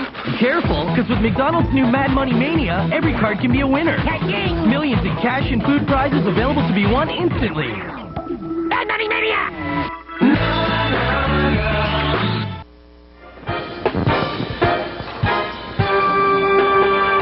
Well, first up, congratulations to the Minnesota Wild back at Studio 43 in Toronto. This is a team that beat Colorado, and they're going to face a team that took out Dallas and Detroit, so they deserve to be in the semifinals for the Stanley Cup. Minnesota 4, Vancouver 2 after a 2-0 Canuck lead, and that first of the two goals by Pascal Dupuis was undeniably a key to the deal. If anything was going to rattle Vancouver, it might have been that. Darby Hendrickson, a gorgeous goal again, so 2 in a row he scores clutch goals, the 3-1 goal in Game 6, and Todd Bertuzzi, penalty was penalty, but tough. But anyway, I wouldn't want to diminish the Wild and what they did tonight. I think it still goes back for Vancouver to Game 5 when they were hoping to win. They didn't go out and force it, and Minnesota got a little bit of life, and you saw, now it's easy to talk about big players and Bertuzzi and Naslund and Morrison and others that didn't score, but I also thought another key, the Minnesota role players, guys like Hendrickson, Walls, Dupuis, those kind of guys, they scored at times. Park, well, yeah, that's right. the key. Gabrick didn't score tonight. He wasn't a force tonight, and they found a way. They found other guys to get the job done. But there was no pressure on them. You know, Yeah. I think that's agree. a huge aspect to all of this. You know, not to make apologies for the Vancouver Canucks, but they got swept. They finally made the playoffs 2 years ago. Got blown out, swept aside. They had a 2-0 lead last year and squandered that. So they're like Ottawa a couple of years ago. They're and that's learning only the hard a way. little bit of adversity. And Rolston said it best. You know, there's a whole group of guys right there, for the most part, that have faced bad times, times where they had to leave or go back down to the minors, and now they feel like they've gone through some tough things. They can find the strength inside to do it. Yeah, what about Cloutier? That's going to be a tough, you know. You know, I think it's kind of, and when that goal went in, the Hendrickson goal, it kind of reminded me one time, I think the year before we went to the finals, I let in a long shot. It was deflected, mind you, by Craig Muni maybe from the point, playing against Edmonton. And that was almost like the defining moment to get strength again, because it's one that a lot of people probably think you should stop. But until you've really experienced that total downer, like people are going to blame a lot of this because they're outshot. Yeah, 16 shots for absolutely. So again, Cloutier has to prove everybody wrong, and I think he will. I really like the Vancouver team. I just think that Minnesota, a lot of leadership from their coach, and I know Mark Crawford's trying to give the Canucks ownership of their own leadership in the room, and Jacques Lemaire right now owns the leadership for the Wild. How about Crawford? I mean, the people will point to being outcoached by Jacques Lemaire, which first of all wouldn't be a shame, and I can't even buy that. Exactly. I mean, they came back twice in the final 2 minutes in critical games. I don't buy it. I just don't think that they're ready in Game 5, and that's the key to the series. Got them back into it. Minnesota felt really good about themselves. And team defense, I have to tell you, though, I think the Minnesota forwards help out their defensemen a little bit better than the Canucks do right now. And it's evident on the game-winning goal. It's a 3-on-3 rush. Shouldn't be any problems, and there's confusion, and the game-winning goal, or the game-tying goal. Sorry, that's, you know, and you had Baumgartner was thrown into the frying pan there, 2 games in 2 nights, which was just a ridiculous demand, and you had to play him because you weren't going to be able to survive without. But you know, you hate to lose with your best guys, and eventually it was Naslund who got burned on a key goal. And courage. I know it's only a hockey game, but Minnesota, they played guys like Dupuis, Mitchell, Zuzan, Rolison hurt, and they're really banged up. You know that. No complaints, still went out there and got the job done. A lot like when the Oilers lost to the Islanders a long time ago in the finals, and they said, we still have a lot to learn because they were banged up and they still beat us. All right, we're going to try and get a little bit of reaction. Scott's standing by and see if we can pick up something from Vancouver or Minnesota. We'll have a little bit of time left in the show. We will start with it, as it stands now, a 2:30 pre-show to the Ottawa-New Jersey series Saturday afternoon, follow with Minnesota-Anaheim, but that could all change. Back in a minute.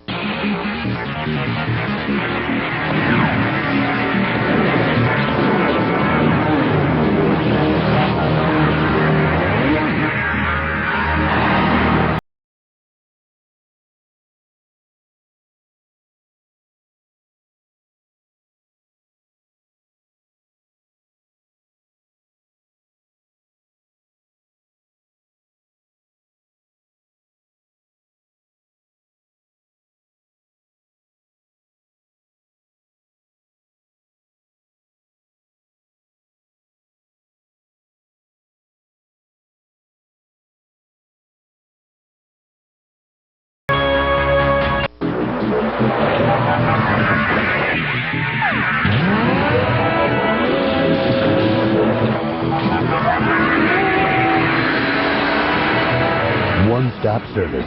Auto repair you can trust. Around here, most people buy the same few makes of trucks. And that's just great. You just keep buying them. This is my truck repair business. And this is my truck. We'll be seeing you.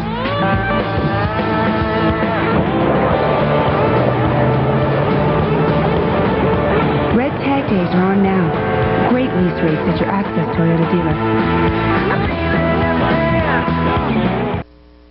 The Canadian Wild, where only the strong survive.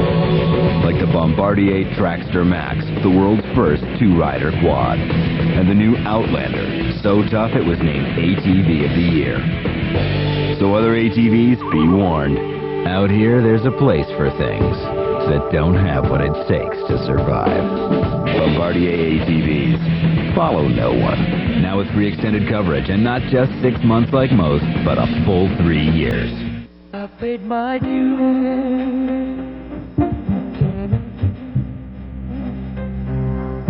And back these days, I've made a few.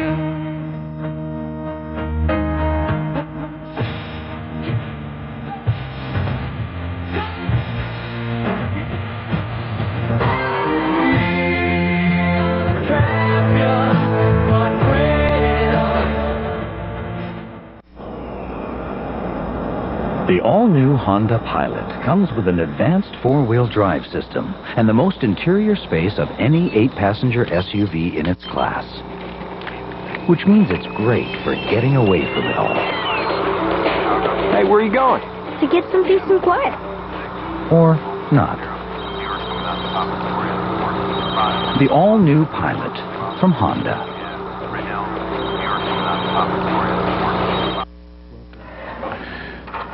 We're back. Appreciate Brendan Morrison joining Scott. Scott? Right, Ron. And Brendan, the Wild are confirmation that they would not leave the conversation. It was like you mentioned a rope-a-dope. How disappointing was that?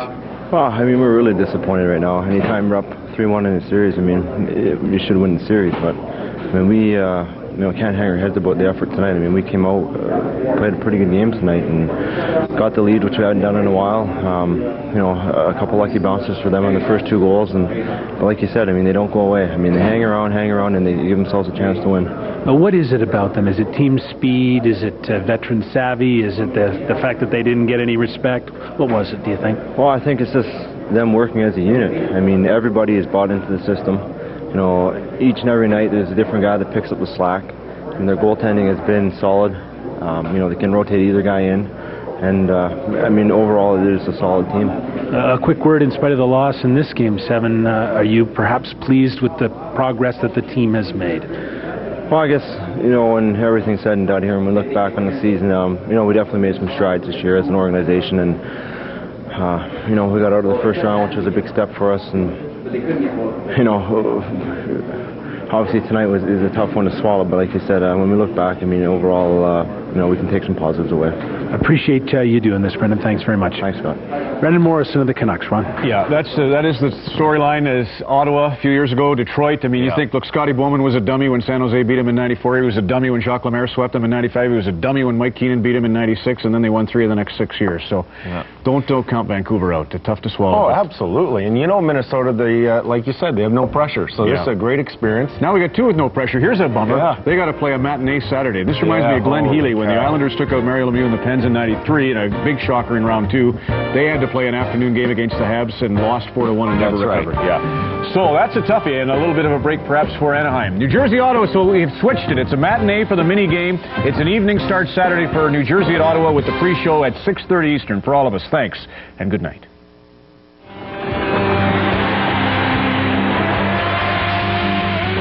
CBC Sports, Canada's Olympic Network.